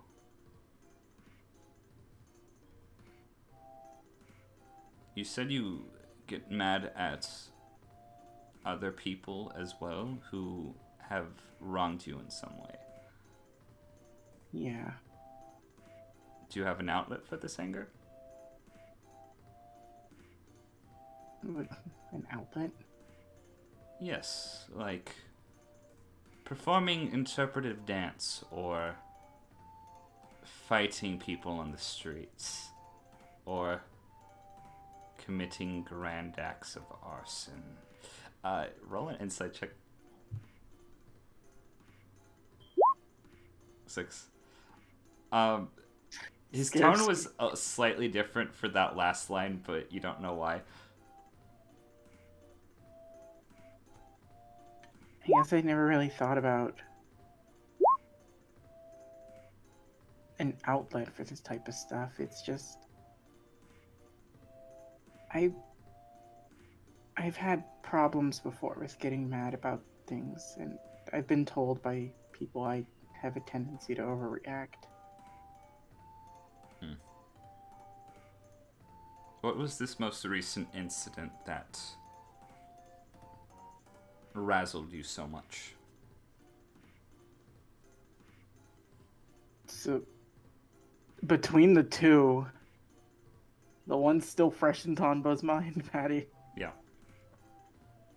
He'd get the angry face again just thinking about it. Someone hurt someone that I really, really cared about, and it wasn't right. Even if you're becoming a hunter, I understand that it can be dangerous and things will happen, but for someone to do it, someone just hurt another person in cold blood who didn't do anything and who didn't deserve it and who didn't do anything wrong to anyone, he was just being him. He didn't deserve it, and it's not fair. And I can't make it not be right. And thinking about it makes me feel, I don't know. It makes you feel upset that someone could be so selfish that they value their own self-interest over the lives of innocent people. And hard seeing. It's happened twice so far, and every time it does, it's like there's this massive... It's this thing that I just can't get over. But I want to, and I keep trying this whichever way I can, but it just doesn't get easier.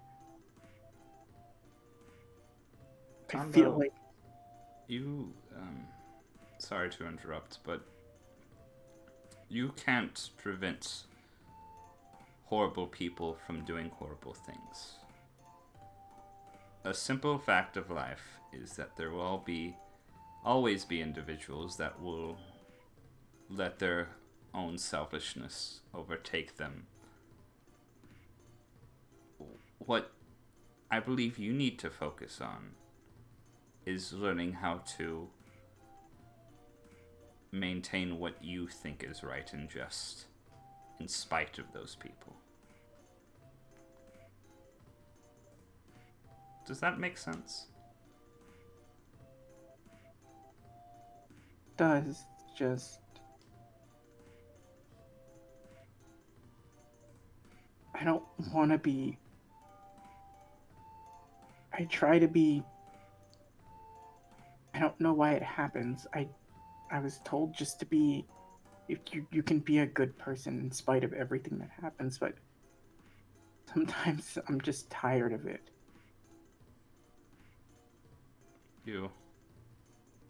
Sometimes you just want to go ape shit. Maybe burn down a building belonging to one of your ex-partners when everybody's away on vacation and nobody's there to watch. Can I make another insight check on him? Yes.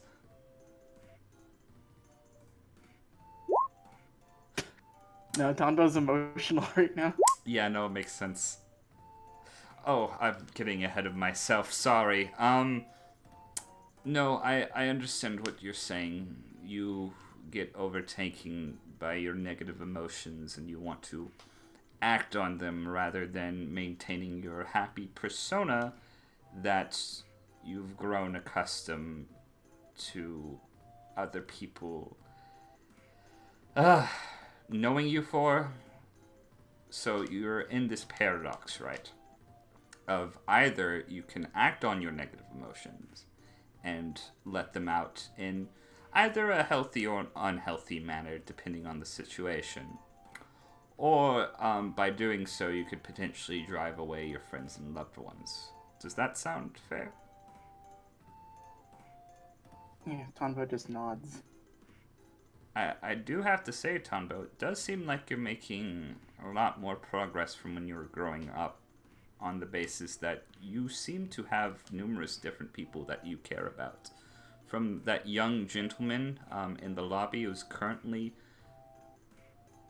stealing all my delicious caramel mints, to that person that you were talking about that was hurt recently. Tonbo, caring about people isn't a weakness, but it is something that people might exploit in your line of work, unfortunately. But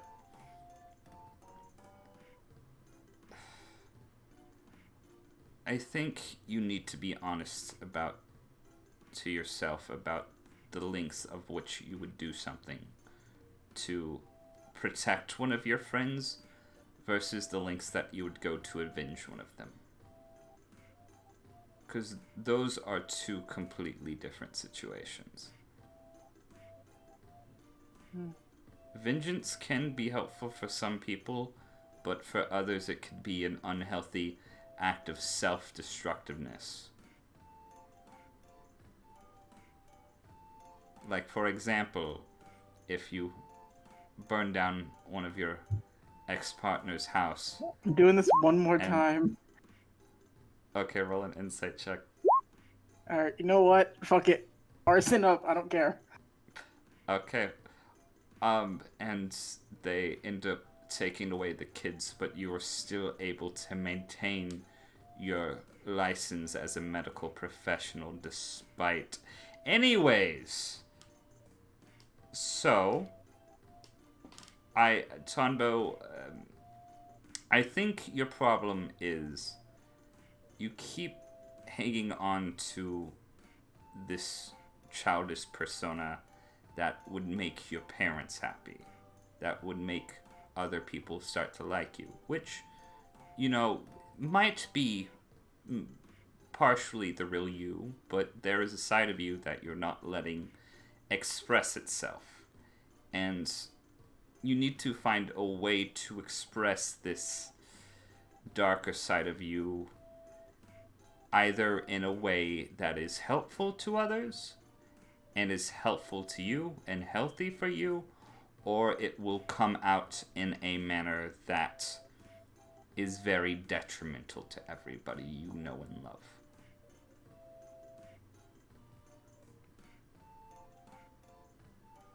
Tonbo's just, he's kind of like just like doing that thing where he just kind of like stares off, like not directly at him, just kind of like almost to the ground a bit as he like listens.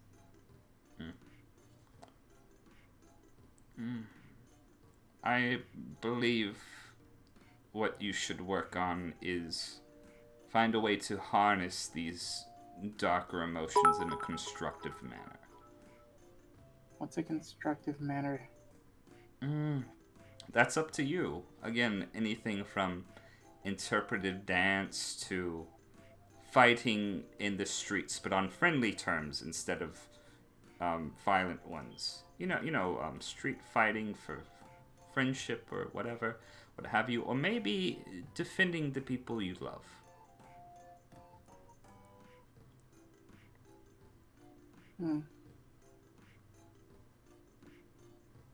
I can't tell you how to express yourself. I can only tell you that you need to.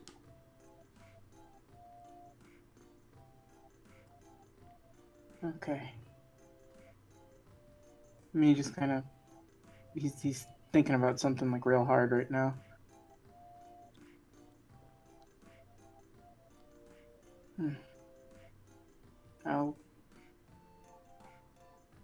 I'll find out what I can do for me, I guess.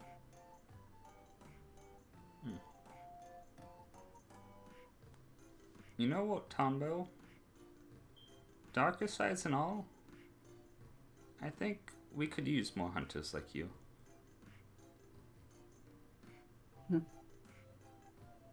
Just Well, don't do anything that you will regret in the future.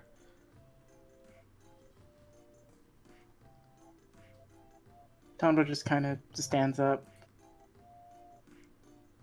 Thank you, Dr. Pelso. You're very welcome. Now, I do have a bill, but Bisky said she would pay for the first session.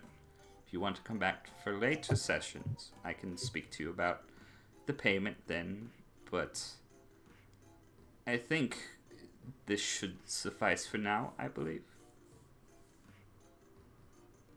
All right. Thank you. I think I would like to come back at a later session. Tonbo, roll me a perception check. 15. 15. You see somebody that is familiar to you. Not in person. You notice that Dr. Passo has a corkboard, full of basically him like standing next to numerous different people. One of those people you recognize as somebody that would talk to your parents on occasion, and basically somebody that you kind of knew, but not really, but every time he talked to you, he was super friendly. He's basically a very large man, a very rotund man, green polo, short brown hair, tan skin, big old smile, and scraggly facial hair. Dr. Pelso? Yes.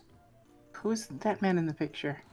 Oh, yes, that's one of my other patients, Sho.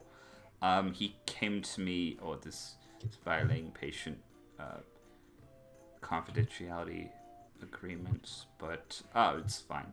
I'm not gonna get barred for this. He came to me after his cat passed away. He's, a botanist, but I think he also has a degree in etymology, which is what your parents had, I believe, is what you said. Yeah, I remember him. He was always pretty nice when I got to meet him. I never knew his name, though. Well, maybe you can meet him in the future, or should I give you? No, that would be very wrong of me as a therapist to give out my patient's contact information. No. Do you know if he was a hunter? Oh yes, he is a hunter. He actually is a frequent of the Hunter Association. He's usually outsourced to handle specific plant-related conservation efforts in various different regions around the world. I think I'll ask the Hunters Association about maybe getting in touch with him. Glad to hear it. Thank you again. I do appreciate this. No problem. Okay. And Tonbo would kind of start making his way back out. Okay. What's Dustin been doing this entire time? You have no proof of anything of what he's been doing this entire time. Oh. Okay. How's that jar full of, or that bowl full of candy doing? Oh, that bowl, that empty bowl he put on the desk. Oh, that's fine. Dustin, really? Do I see the empty bowl? I mean, I guess you might be too short to actually see if it's empty or not. It would be a perception check to see it. I suppose so. Yeah, you can kind of. It's semi-transparent. There's no candy in there. Tonbo like sees it, kind of like begins to walk, and then like stops, and then turns and looks at Dustin. Dustin, What? you have more money than the both of us, and you still feel the need to steal it all. You have my proof. Uh-huh. You shouldn't steal.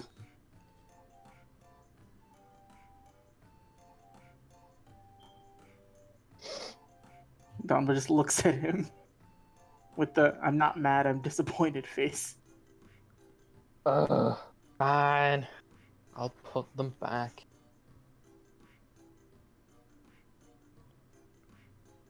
There.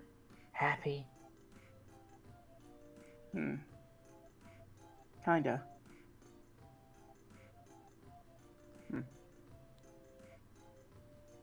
Well, I guess we should go find the others. Alright. Where did we leave Koko at, actually? Oh god, she's still at the Hunter Association.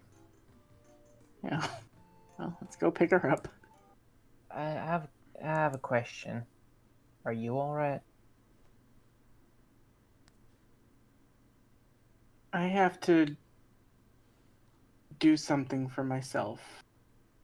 And I don't know what it is just yet, but I think it's something I've kind of feel like I knew I had to do for a long time, but I don't know what's going to come of it.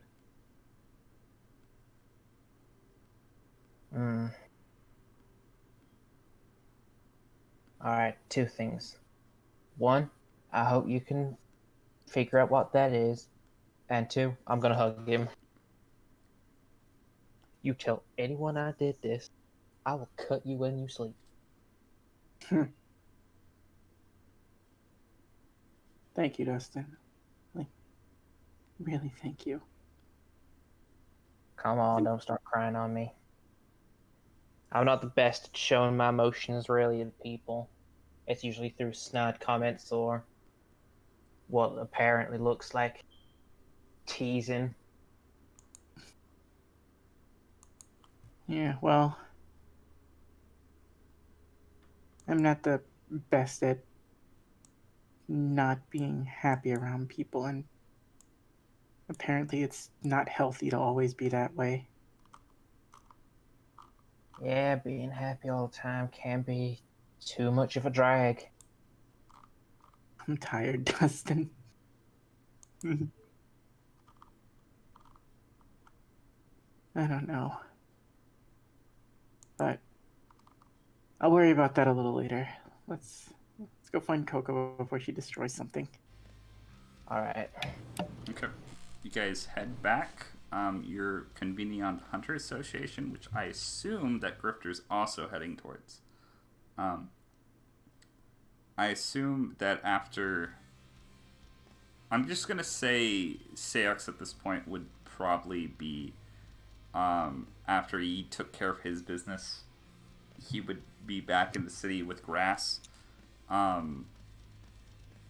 Let's just say everybody is meeting up at the Hunter Association except Seox and Grass, unless if you want to contact somebody, Luis, and see where to meet up.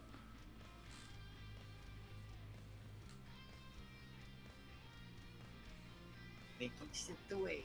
Luis stepped away? Fuck! Well, I guess he's just gonna be wandering around. Okay, Luis.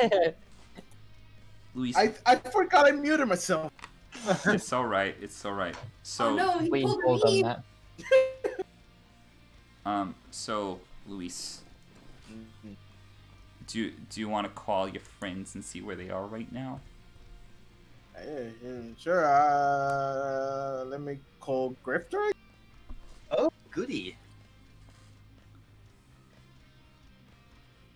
Grifter, you and Anne are currently on taking a taxi to the Hunter Association HQ. You and Anne. Shall we have to go back and find them? Talking to me?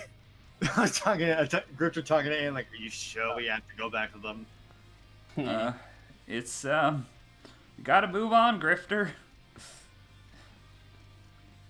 That includes finding your friends and seeing what they want to do, and then maybe you can take it from there. I think you're getting a phone call from somebody. Oh, that is on vibrate. Hello? Hey. Say, Ox, that you? Yeah. I'm heading back to, well, not back to, what's the freaking city I forgot? Swaldani. Japan. I'm going back to Swaldani. Turns out, whoever called me wasn't the one who just got him. I'm kinda, not really ambushed by someone we know. Oh, God. Wait, kind of, but not. What kind of incompetent person tries to ambush somebody like this?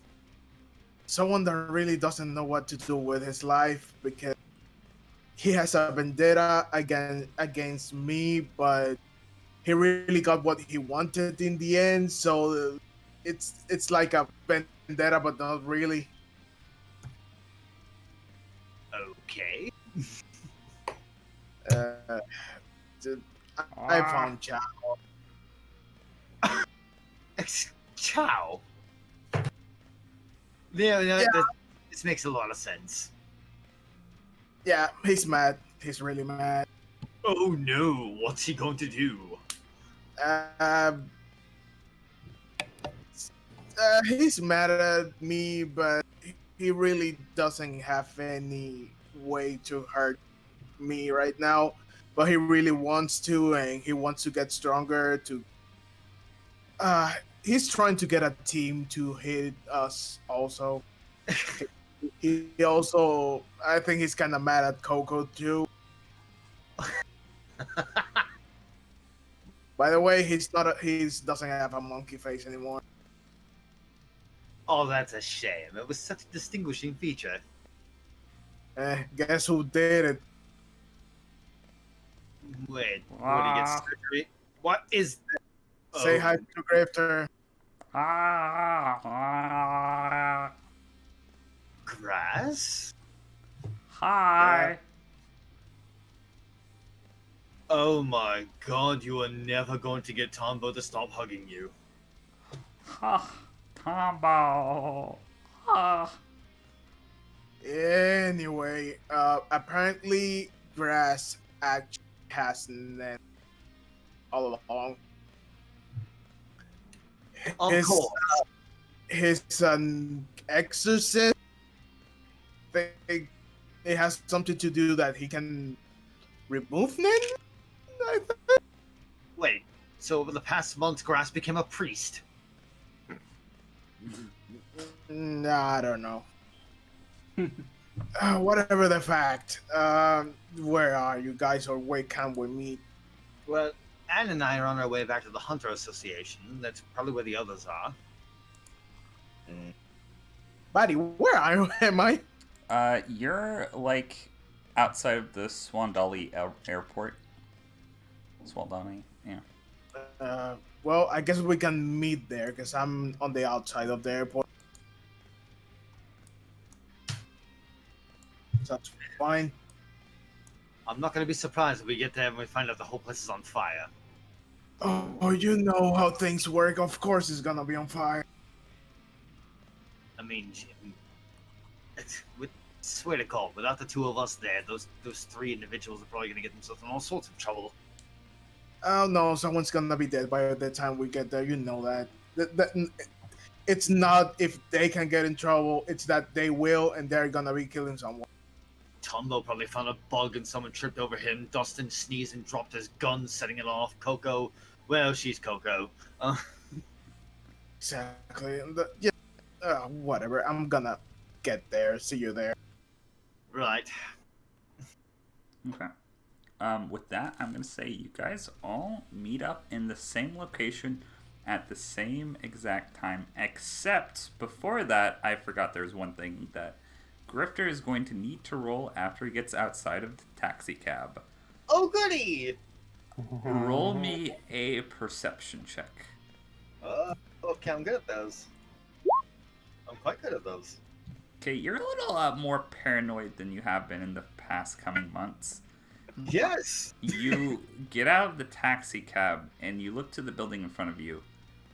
It has like glass windows that are almost like a mirror, and for a split second you can almost see two circular looking blue lights appear like directly from behind you inside.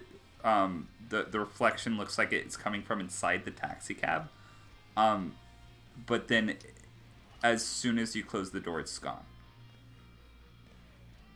What was that?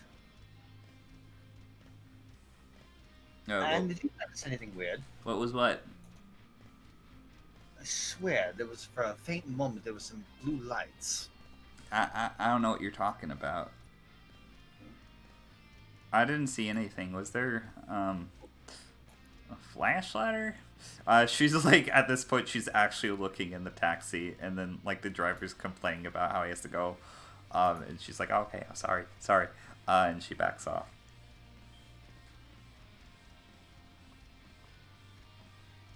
Just in case. Roll me a history check real quick, Grifter, before you go inside. History. It seems familiar, but you don't know where. Get the slightest deja vu, but nothing too serious. Shit. Should we head inside? Yes, I suppose so. Okay. You all head into the Hunter Association building, and there's just like a couple of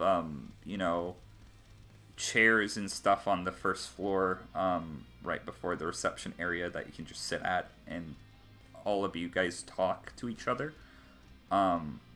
If you guys wish, you can all crowd around a table. We can say Tonbo is currently taking a leak, and thus is not there right now because Cable is having Wi-Fi troubles. He's taking the piss. Okay, but you guys are all in the same location. Congratulations. Hooray. Hooray. Yeah. Building's not on fire. I'm really surprised, actually. Listen, there's only one building I want to burn. I make that perfectly clear. Is it Just your one. parents' house? Just one. Anyway, Tonbo. Is in the bathroom. All right. Okay. So, guys, grass. We got it. Eh. Hello, grass. Off those roads.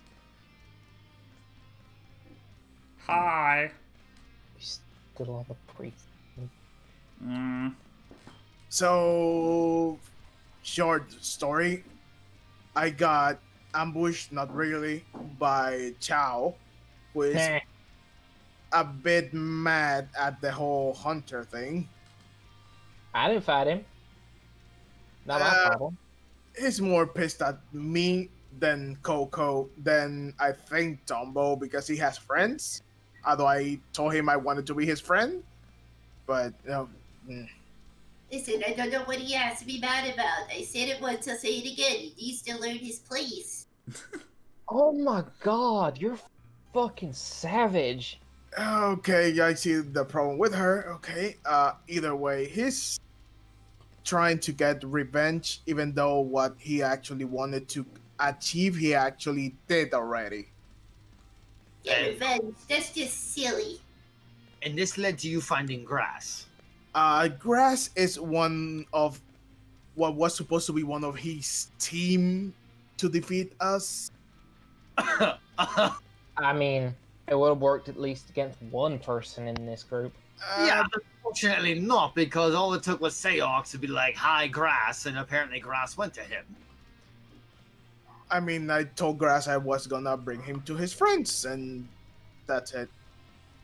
Wow. Well, speaking of friends, it looks like someone just finished pissing. Yeah.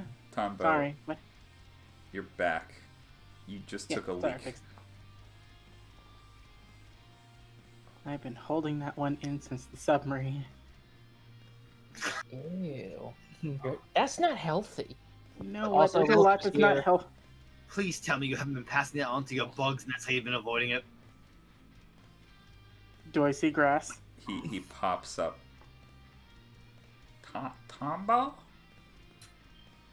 Just stupid Studio Ghibli tears as I run up and hug him. Oh, it's like a match made in heaven. He hugs you back. This very tiny, greasy man gives you the warm embrace of a friend. Glad you didn't die, Grass. Ah ha ha ha ha.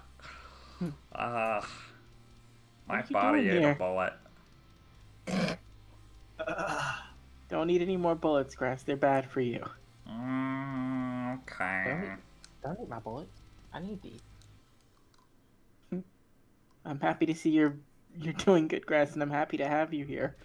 Really, really happy. I missed you. I missed you too. And just in a good mood, just happy to have Grass around. What did I miss?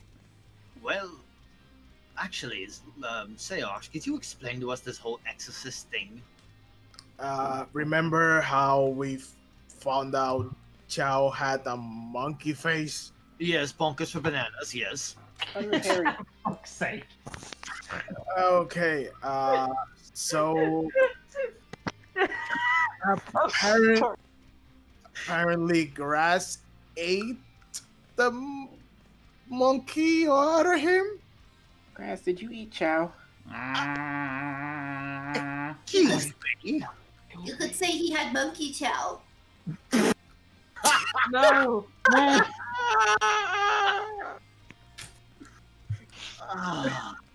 God. Oh, I do hope we have this reunion with him soon. I do too. If he talks more nonsense, he's liable to get another smack in the face. Oh, Oh, God. does he have a dead? No, I think not. Oh, this is gonna be lovely. I haven't met someone more willing to get hit in the face than this man. I mean, he took it 3 times. I mean, I don't know. He seemed very capable when we met him, but now it's just like pity. I'm Oh, sorry. I'm is it sorry for the case guy. of he's crazy now. I don't know. It's like I when you don't- look back on your school friends and you think, where did it all go wrong for the popular kids? Because they were always so more popular than you and made you feel so inferior. I mean, That's it. I'm sorry. What I was also- it about? Can I? I don't know if that was real. Can I insight Dustin with that comment? That was real.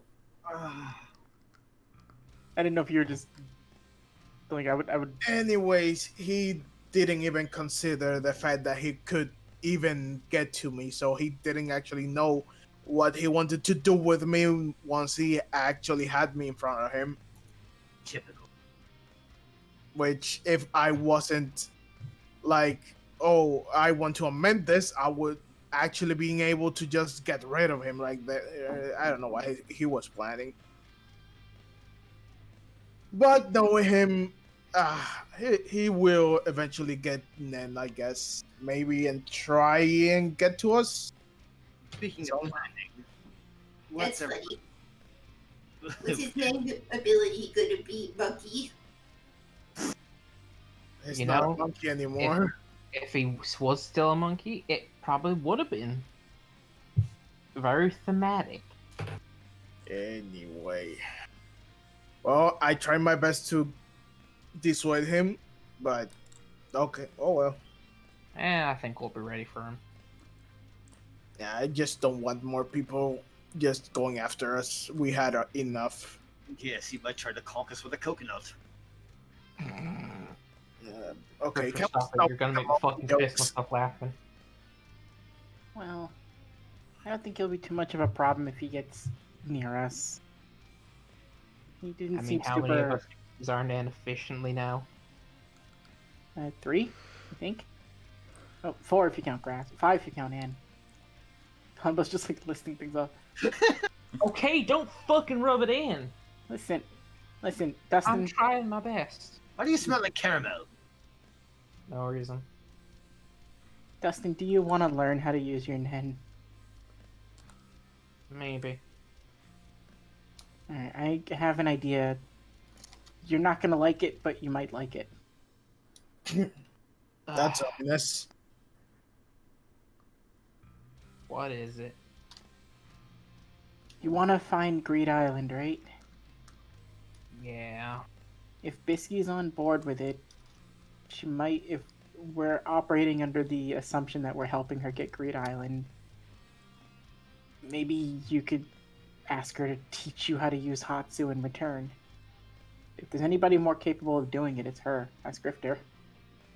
He taught us in like a day, I think. It's amazing what she can do when she's blackout drunk. Yeah. Just in Oh, one day? she's been texting me too, Grifter. You guys would know you learned how to somewhat do your Hatsu in one day, but you did not perfect it. So you basically did like a prototype form of the powers you currently have now. I mean, it's still better than not being able to do it. So anything's a start. You probably learned faster than like for example, Gon and Killa would have learned in the show. I'm going to regret this, Tonbo, but what's she been texting? I think she's drunk again. It's a lot of. It's honestly super sweet and also super sappy. I don't know. I can't tell if she's just drinking or if she wants to hang out again or if she wants to torture us again. I'm going to guess that one. Probably. Does she mention lemon juice?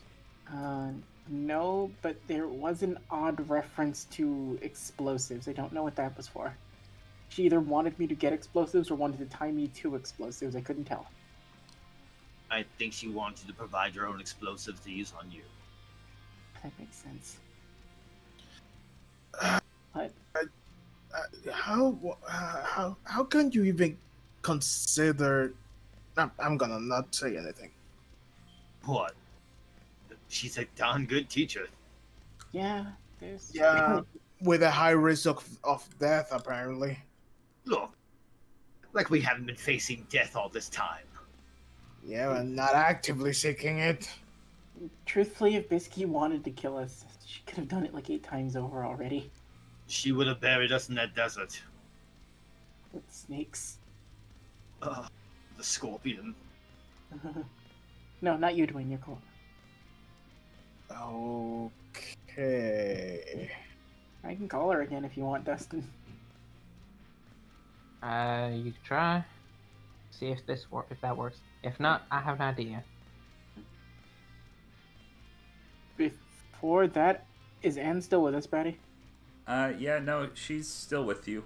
She's been kind of like looking off to the side this entire time, but she's sitting down next to Grifter. I did have one question for her, though. Okay, you can ask it. Hey, Anne, I was curious. Yes, Tonbo? What are your plans after all this? I don't know. Are you gonna go back to the hospital, or? Probably. Maybe for a little bit, but not for too long.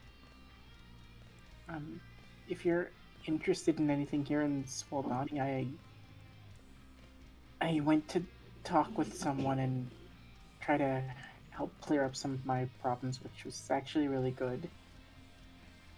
He's looking for help, and he has a job opening if you'd ever be interested in it. What does he do? He's specifically a therapist for hunters. Well, that does sound potentially enticing. Well, I'm alternatively, if we're going on some sort of crazy adventure, you possibly want to, I don't know, come along. Or... Aww. Shut your sharp-toothed mouth! Grifter. I feel like that's somehow almost racist. You're racist to Chimera ants, Grifter. I thought better of you. I'm What gonna are you talking about? Did you turn him into a bug? Not yet. Dustin, are you what? Huh? Yeah? I'm just gonna move over about 5 seats to the left. Grifter and Tonbo, roll me and Koko, roll me insight check on Anne real quick. That one. Oh yeah. Not even paying attention to your girlfriend. How could you? 19. She has the biggest shit-eating grin on her face right now. Aww. And You didn't see shit, Dustin. I know, but it's actually Grifter. cute. It almost sounds like you want me to come along. What? Well, Maybe we should invite her, just so Grifter can be happy. I'm not sure what that word is. You see, you gotta go get yourself a dictionary and look it up, and then maybe you'll finally know. I the know what answer. that word is, Coco. I'm being facetious. Well, excuse me, I don't understand your sarcasm. Grifter, I thought you accepted all people. Why are you being fascist? Oh my god. And That's- please come with us so I don't have to deal with them. I don't think you know what that word is, Tombo. No, he doesn't. You can roll insight on Tonbo if you want. Okay.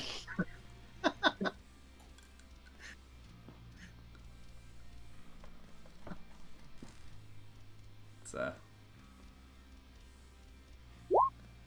10 for his deception. not hard to beat. Yeah, no, it's Tonbo. It is Tombo.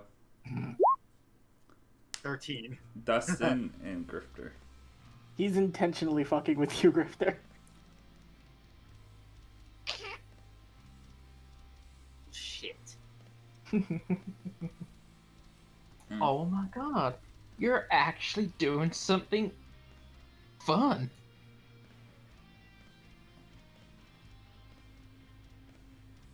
I'm kind of proud.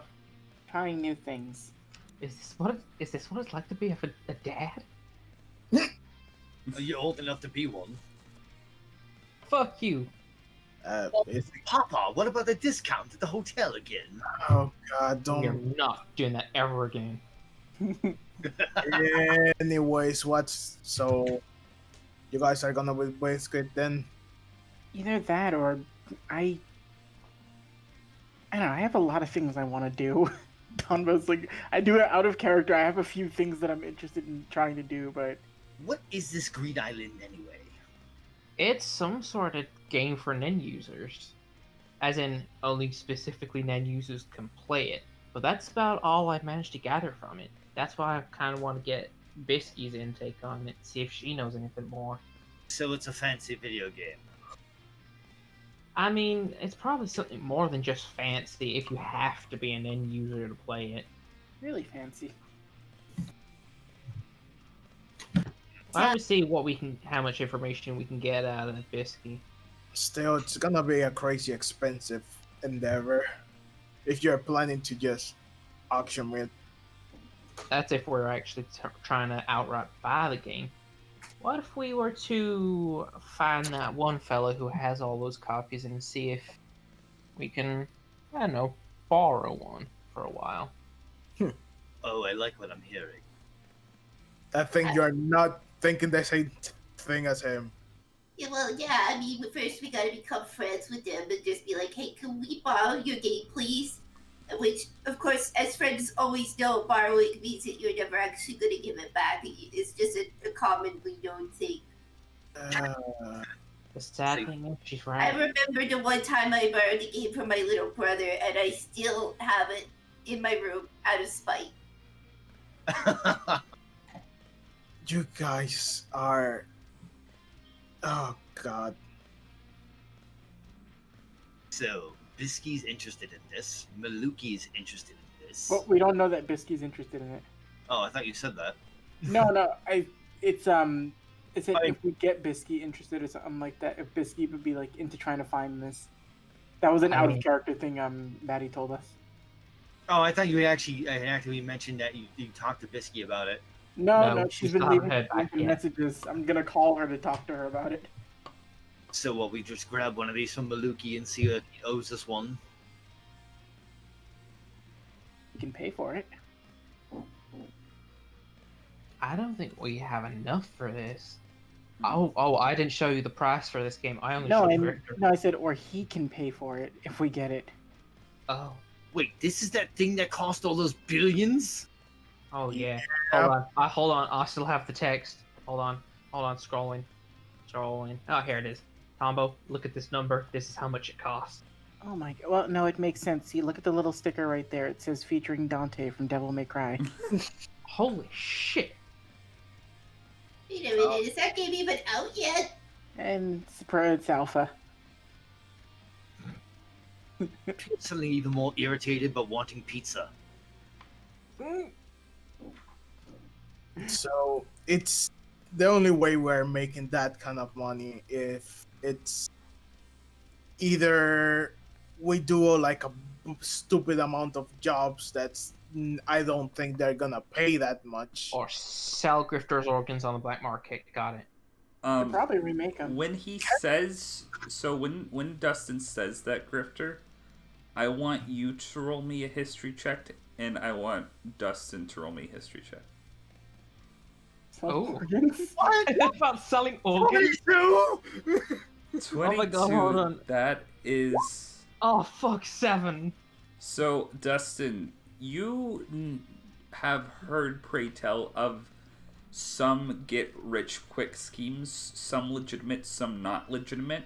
You know that if you really wanted to try, you could probably come up with something, like different things to earn money fast. Grifter, you working in the seedy underbelly for some time know of a place called the Heart Piercer Casino. Oh, no. Oh, The Heart Piercer Casino is a fun little underground casino that you essentially what it is you can pay in money or you can pay in body parts. And people place bets off of different parts of their body at different machines that are specifically made to sever, say, like fingers or toes, or you know, you know that some of the higher end games even get all the way up to organ harvesting. It is a very, very, very risky way to make money, but it is, the reward is astronomical in comparison to most other casinos. Okay. Dustin, I swear to God, organs. Does anyone know where I can make good my desire for violence? Yeah, there's gotta be. Oh, There wait, has Range. what if we bet on Street Fight? Assassin's Line. Isn't there anywhere that hosts fights for this? I don't know, for money. There has to be someplace. Maybe, but I don't think we'll be able to get enough. Are we at the Hunters Association? You're at the Hunter Association? I ask anybody there like specifically say Alex's question? Like sure. a Are you just pulling up the pulling To over? anybody who works there, just like, hey, Hunter's wondering, is there anywhere we can go to make like money, like my friends, maybe even like fights or something like that? You asked the secretary? Yeah. Oh, well, so there are different methods of hand-to-hand combat, some televised, some not. Are you looking for reputable establishments or non-reputable establishments? Preferably reputable. Anything that pays well. You're looking for Heaven's Arena. Oh. Heaven's Arena is a special tower of sorts that, think of it as hosting a tournament that runs 24/7. You start at the bottom floor, and the more fights you win, the higher floors you're able to go up. The people on the top floors are some of the most expert fighters in the business, and if you're looking to make money and want to spar some, it's a good method of doing both. Oh, where is Heaven's Arena? Oh, well, if we're scrolling over the map here,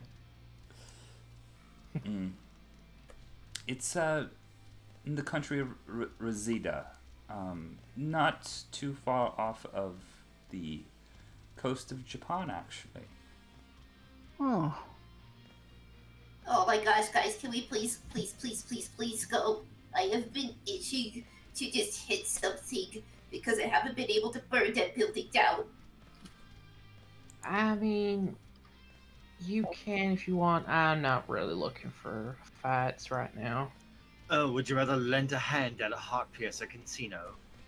Excuse me, a what now? I was being literal.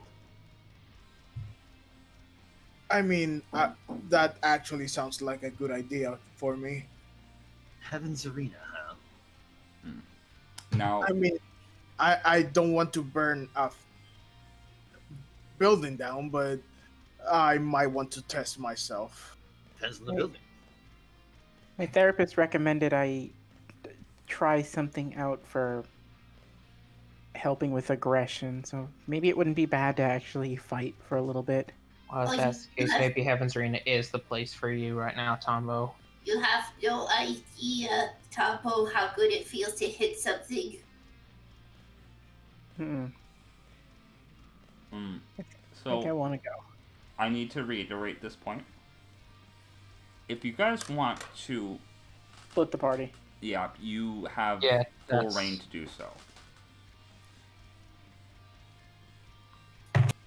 I don't want to go to Heaven's Arena. I want to go to Heaven's Arena. I really want to get Greed Island, but I need the money first. Besides, we have more of a time to get Greed Island for that auction than Gon and Killua would have had. So we have time to get money. I mean, I'm excited to go to... I would be down to go to Heaven's Arena. Tonbo is kind of in the mood, the mindset of maybe a fight wouldn't be bad right now. Like, just kind of... He's feeling a bit antsy. Wanton destruction is good for the mind and soul, Tonbo. I mean, you're wise, Koko. If you ask me, if we are gonna get into Greed Island regardless, it's a game for NEN users. So practicing our skills will actually help us to that endeavor. Because imagine if we can't even get the somewhere good in the Heaven's Arena, we are not gonna win that game if we ever get it or play it or whatever. I think you're right. What are your stance on weapons? I don't know. We should go look it up, see if we can find I more. was gonna say, if there is a computer anywhere around, we can just don't burn it. Don't freaking burn it. We have burned too many computers so far. It's not our fault. They just seem to be really crappy around us. Yeah. So Alex, you like Final Phantasma. It's like our coffee gag. But the coffee doesn't just emergency combust yet. But no. Did you use gasoline in it? Thank you for the idea, Louise. To be fair, the coffee gag doesn't hinge on nat ones. It can, and it might. It just hinges on God's whim of cruelty. Yeah, really it is. Alright. Wait, so search up Heaven's Arena on the nearest computer while someone else calls up Bisky, see if we can get her on board. Grifter's gonna find a different computer. I'm gonna call Bisky. Okay. Also, I'm making sure Bandit's properly fed too, Batty. He's getting lots of head pat because he's been very good. Alright, well, be sure to tell the Biscuit that we are going to go fight some dudes first, Lord. Maybe she'll come to Heaven's Arena with us. Oh, that'll be God, fun. no, stand a chance. I'm afraid I'm gonna have to sit this one out. Well, As fun as it test would be yourself. to duke it out, I'm not ready for that yet. Think about it, though, Dustin. You can bring weapons, which means guns are probably okay. I know. There's just something else I wanna Uh, get done first. Gosh darn it. There's a lot of money involved. Either way,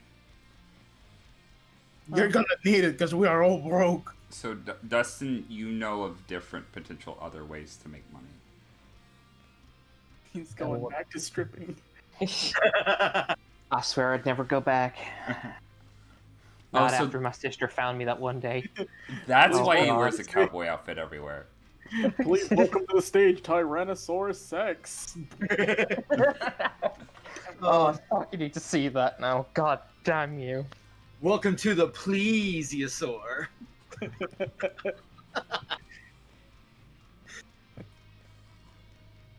Continue, I'm bag. gonna come up with more of these. So, God damn. we have 2 leads that you guys want to take before we ended the session. One was somebody looking on a computer, and one was Tonbo calling Bisky. You want to call Bisky? Yeah, let's call Bisky. Okay. Oh, why hello there, Tonbo. Hi, Bisky. How have you been? Oh, I've been just fine and dandy. No problems here at all. Insight check. Insight. Is this for advantage because I know her? Yes. Or Yes, for shits and giggles, yes. 12. You hear the strange sound that you only would recognize from hanging out with Bisky. It's the sound of marble shattering as somebody grips on tightly to it just a little bit too hard. Are you breaking a bone again, Bisky? Oh, no need to worry, Tonbo. What is it that you, want? Well, me and a few of the others are going to be heading towards Heaven's Arena. We're trying to make some money. We are interested in pursuing Greed Island, and I was wondering if you had any advice you could give on that. Greed Islands. I have actually been interested in obtaining that specific game for a while. I'm not for sure of it yet, but I hear there's a lead to a specific treasure that tickles my fancy just a bit. We have insight on somebody we know who has multiple copies of it. We're just trying to figure out a way to track this person down, and when we're able to do that, we might be able to barter or get a copy of it. We're talking more than like 10, I think. So you're thinking of earning money in Heaven's Arena? Yeah, we're okay with the certain skill sets we've got, but we figured it might get us some money for it, make us a little stronger, and overall... You know what? My old student, an old student of mine, an apprentice of sorts, actually has been at Heaven's Arena for a while now looking for an apprentice of his own. Maybe when you get there you should try communicating or finding him. He's really hard to miss, and by hard to miss I mean he's very easy to miss. He looks very normal and plain. He's about ish height, has very neat but slightly messy black hair, glasses, always wears these ugly button-up shirts that are always wrinkled. Sounds like Mr. Wing. Oh, you know Wing. Yeah, he was the first person who brought us to the hunter exam. Oh, I didn't even know he was helping out with that. Well, if you find Wing, tell him Bisky sends hugs and kisses. All right, if we happen to find any more information on the lead to the person with this... Tonbo! Hold on. Yeah? Ask her for me, she'll train me. Oh, if we happen to find any information on getting a copy of Greed Island, Dustin would probably be the best person to talk to on that. And I think he'd be willing to help, maybe if you helped him with Hatsu, too. Well... roll me a persuasion check with advantage. Persuasion? Yeah, persuasion with advantage. 18. 18. Well, Mr. Kamakiri, you do make very fabulous deals. I'm afraid I'm gonna have to take you up on that offer. Alright, perfect. We'll, get back in touch once we have more information for you, but if you find anything as well and you want help to get through it, we should be over near Heaven's Arena. Okay, well, I'll be seeing you, Tonbo. Alright, also Bandit says hi. Oh. And Griffith says hi. Oh. And I guess I would end the call. Why did she give me an O for Grifter? Talk about it. But I turned to Dustin and I give him a look. So, you don't actually have to find the game, Dustin. She said I told her that if we can get more information leading to the person who has it, you would be the person to contact, and she will help you learn Hatsu and train you if you can get more information on where to go to get Greed Island. That is what my intention is. So I have an idea, Dustin. I believe I mentioned this before. There's going to be another auction for another copy, right? there is, yeah. Found out about that a while ago. If this guy has been buying every single one of them, don't you think he'll show up to that auction? That's exactly what I was thinking, yeah. I think that's our best shot. When was the auction? It takes place in the fall. Yeah. It is currently like mid spring. Oh, so we got like 3 months. Yeah. Oh, we can get strunk. Yeah.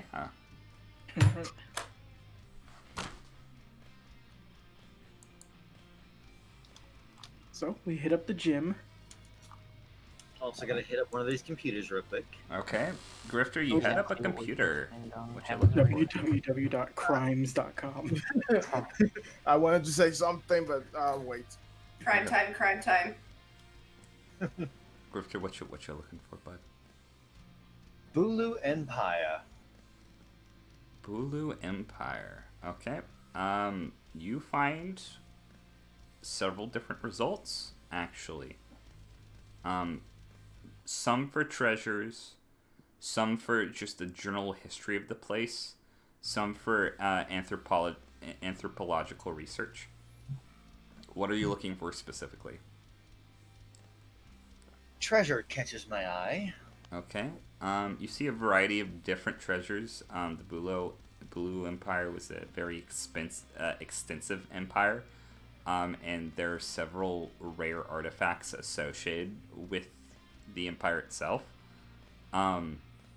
You do notice that there is a result marked with 5 different stars. Interesting. You also see a article on the giant's hairpin.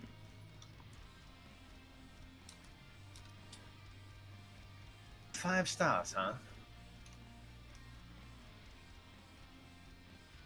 Okay. Click the 5-star. You click the 5-star. Okay. It says important notice. The Bulo Empire is known for Nin-based artifacts, specifically, involving people performing ritualistic sacrifices on Nin users to kind of transfer their power to objects. Kind of like what you would know happened to Lily, is that her Nin powers basically got stronger after she died, because she died in a very emotional state. That's basically what you're reading from the article, that many of the objects from this specific empire were purposely like amplified through the Nin abilities of others. So there's more than just this. But what does the one say about the hairpin? Okay. You look. You see that the giant's hairpin is specifically an object that relies on manipulation. In more specific terms, it is believed to recreate past events based on the person who is wielding it. It does not affect every individual that owns the hairpin, or is rather possessing or holding the hairpin, but it will recreate some sort of events, or at least attempt to. That's your game.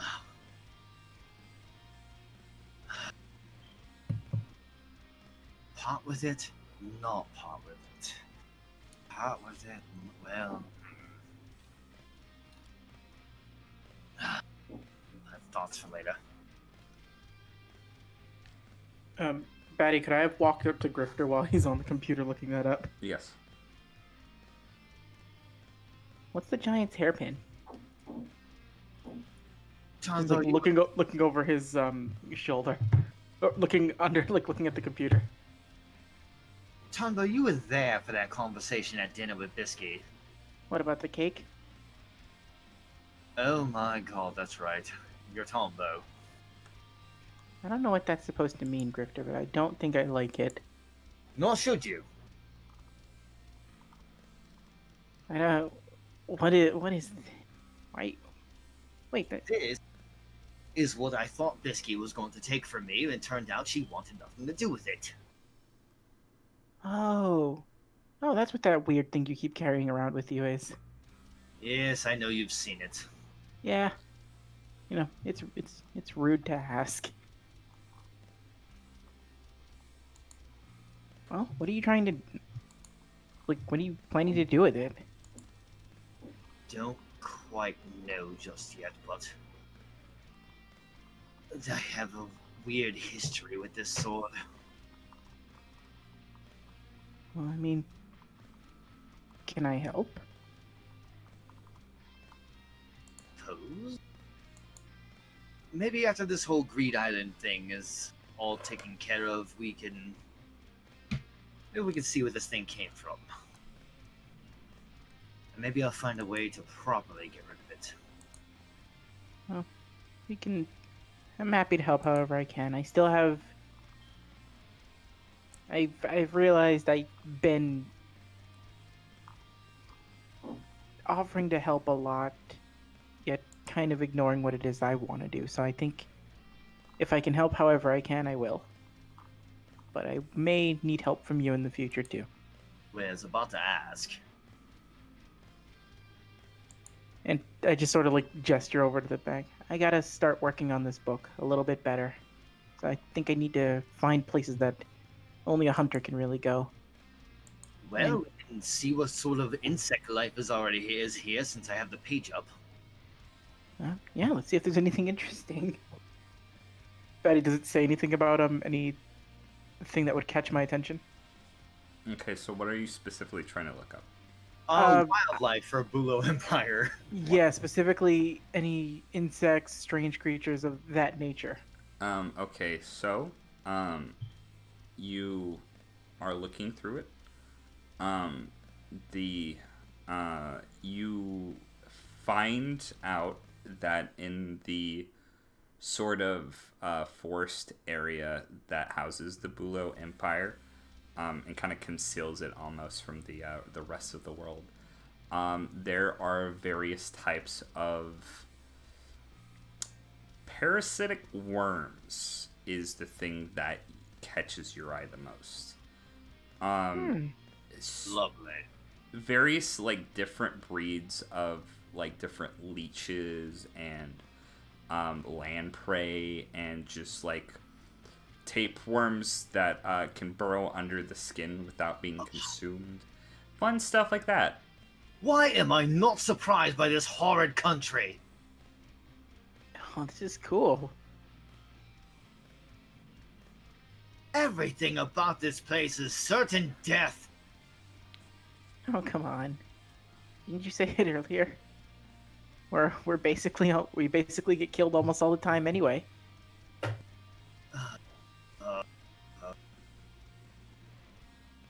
You'll do your thing and I'll do mine. We can go here and help out each other. Heaven's Arena better pay out really well. So, I want a new hat. And Tonbo just like turns away. Huh. I guess that's that. Clicking off the page. Okay. So, I think that's a good place to leave off for this session. What did Seox want to do? Oh, fuck. Seox want to do something. Okay. Yeah.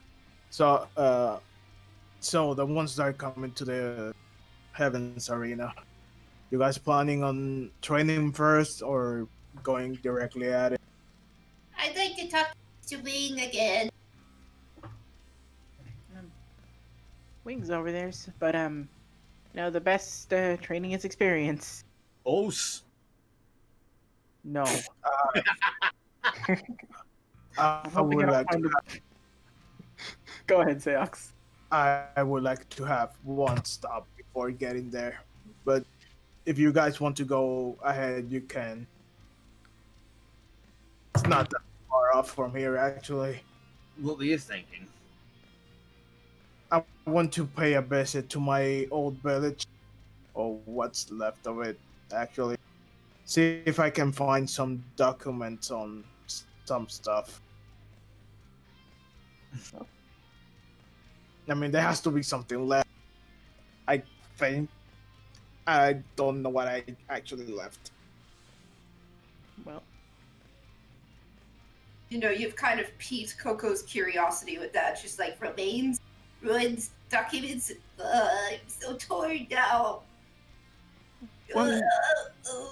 More so, I'm listening with what Koko just said. Remains, documents. You said it's on the way to Heaven's Arena, right? It's on one of the offshoot islands here in Japan. Oh wait, you live on one of the islands in Japan too? Yeah. Wait, what? Huh? You live here too? I don't live very far from here. Huh. Well, yeah, it's. I guess if we take boats, we can get there and then go to Heaven's Arena. Yeah. If this thing is correct. Well, sounds like a plan. And if we need a place to stay tonight, we can just stay at my place. Oh, so Dustin does have to do the father thing again. Oh, thank God. My bank account is safe. No, I still charge, but... Fuck off. Dustin, you can do inside again. I'm not. This isn't with deception. It's just a. 8. He's kind of he's Tonbo's trying to lighten up a bit. He's enjoying messing with you. Well, I think we have a plan. By the way, Grass, what's your opinion of all this? You notice Grass is eyeballing a man that he's like very skinny and shaved blonde hair. You notice that he's kind of unusual in the fact that he has one lizard-like eye that you can discern that he's probably like one of the infected. Grass, you notice that he is drooling looking at this man, and you see like an almost like an instant. Everybody roll me a perception because it's gonna be really fucking fast. Great. And that one. 26. 6. 18. Tonbo, Grass is so adorable.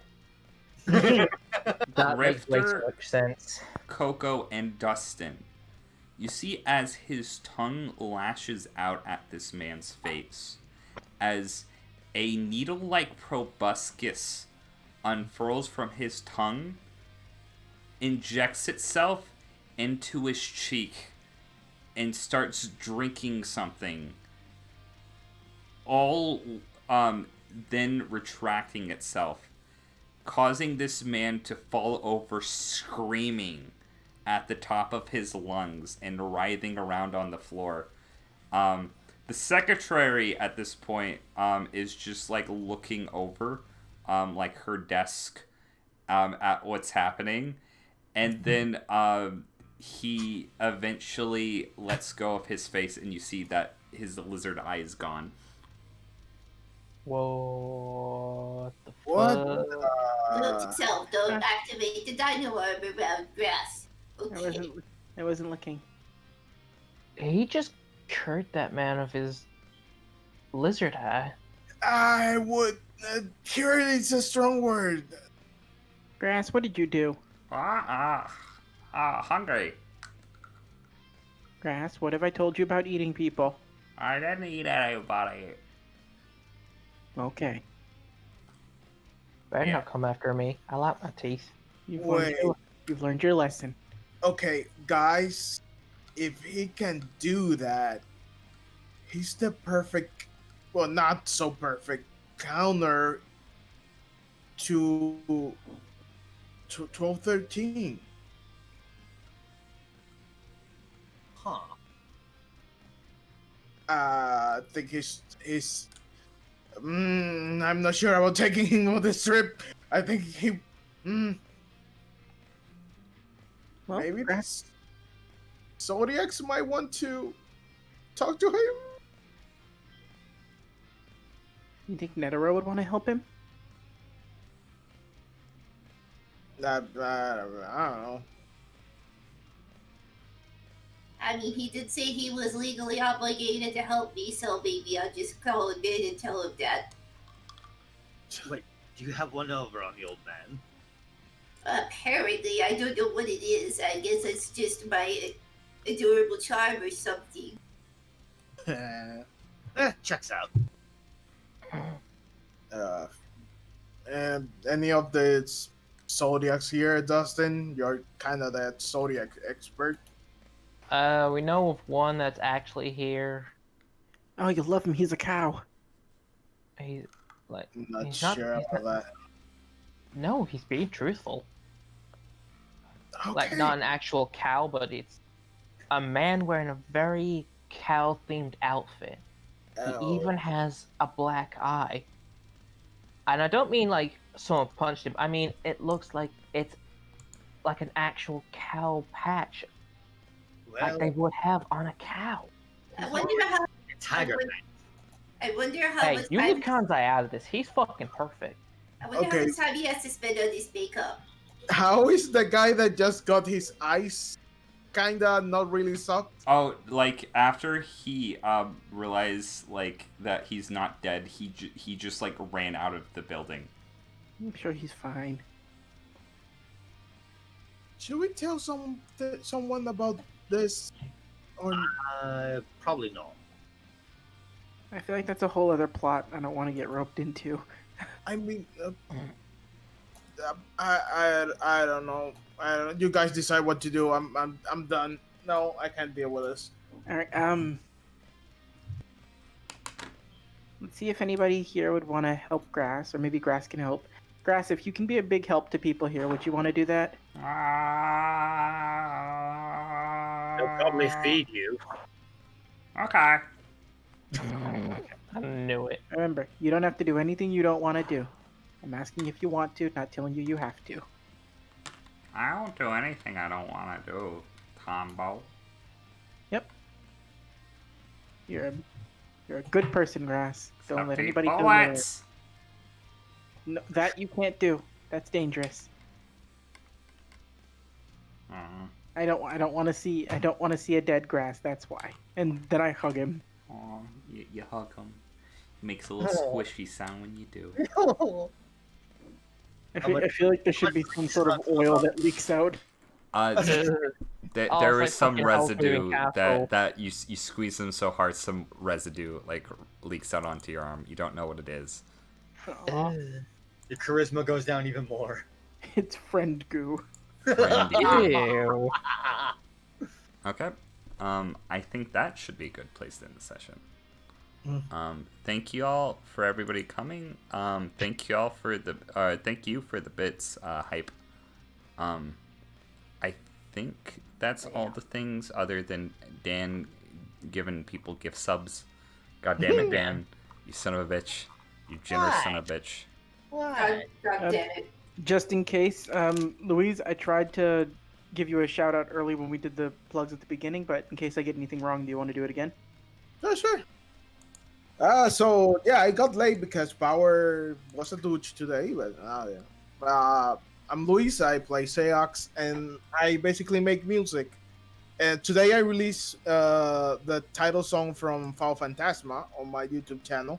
Finally, that thing is done. After how many revisions? I don't know. Yes.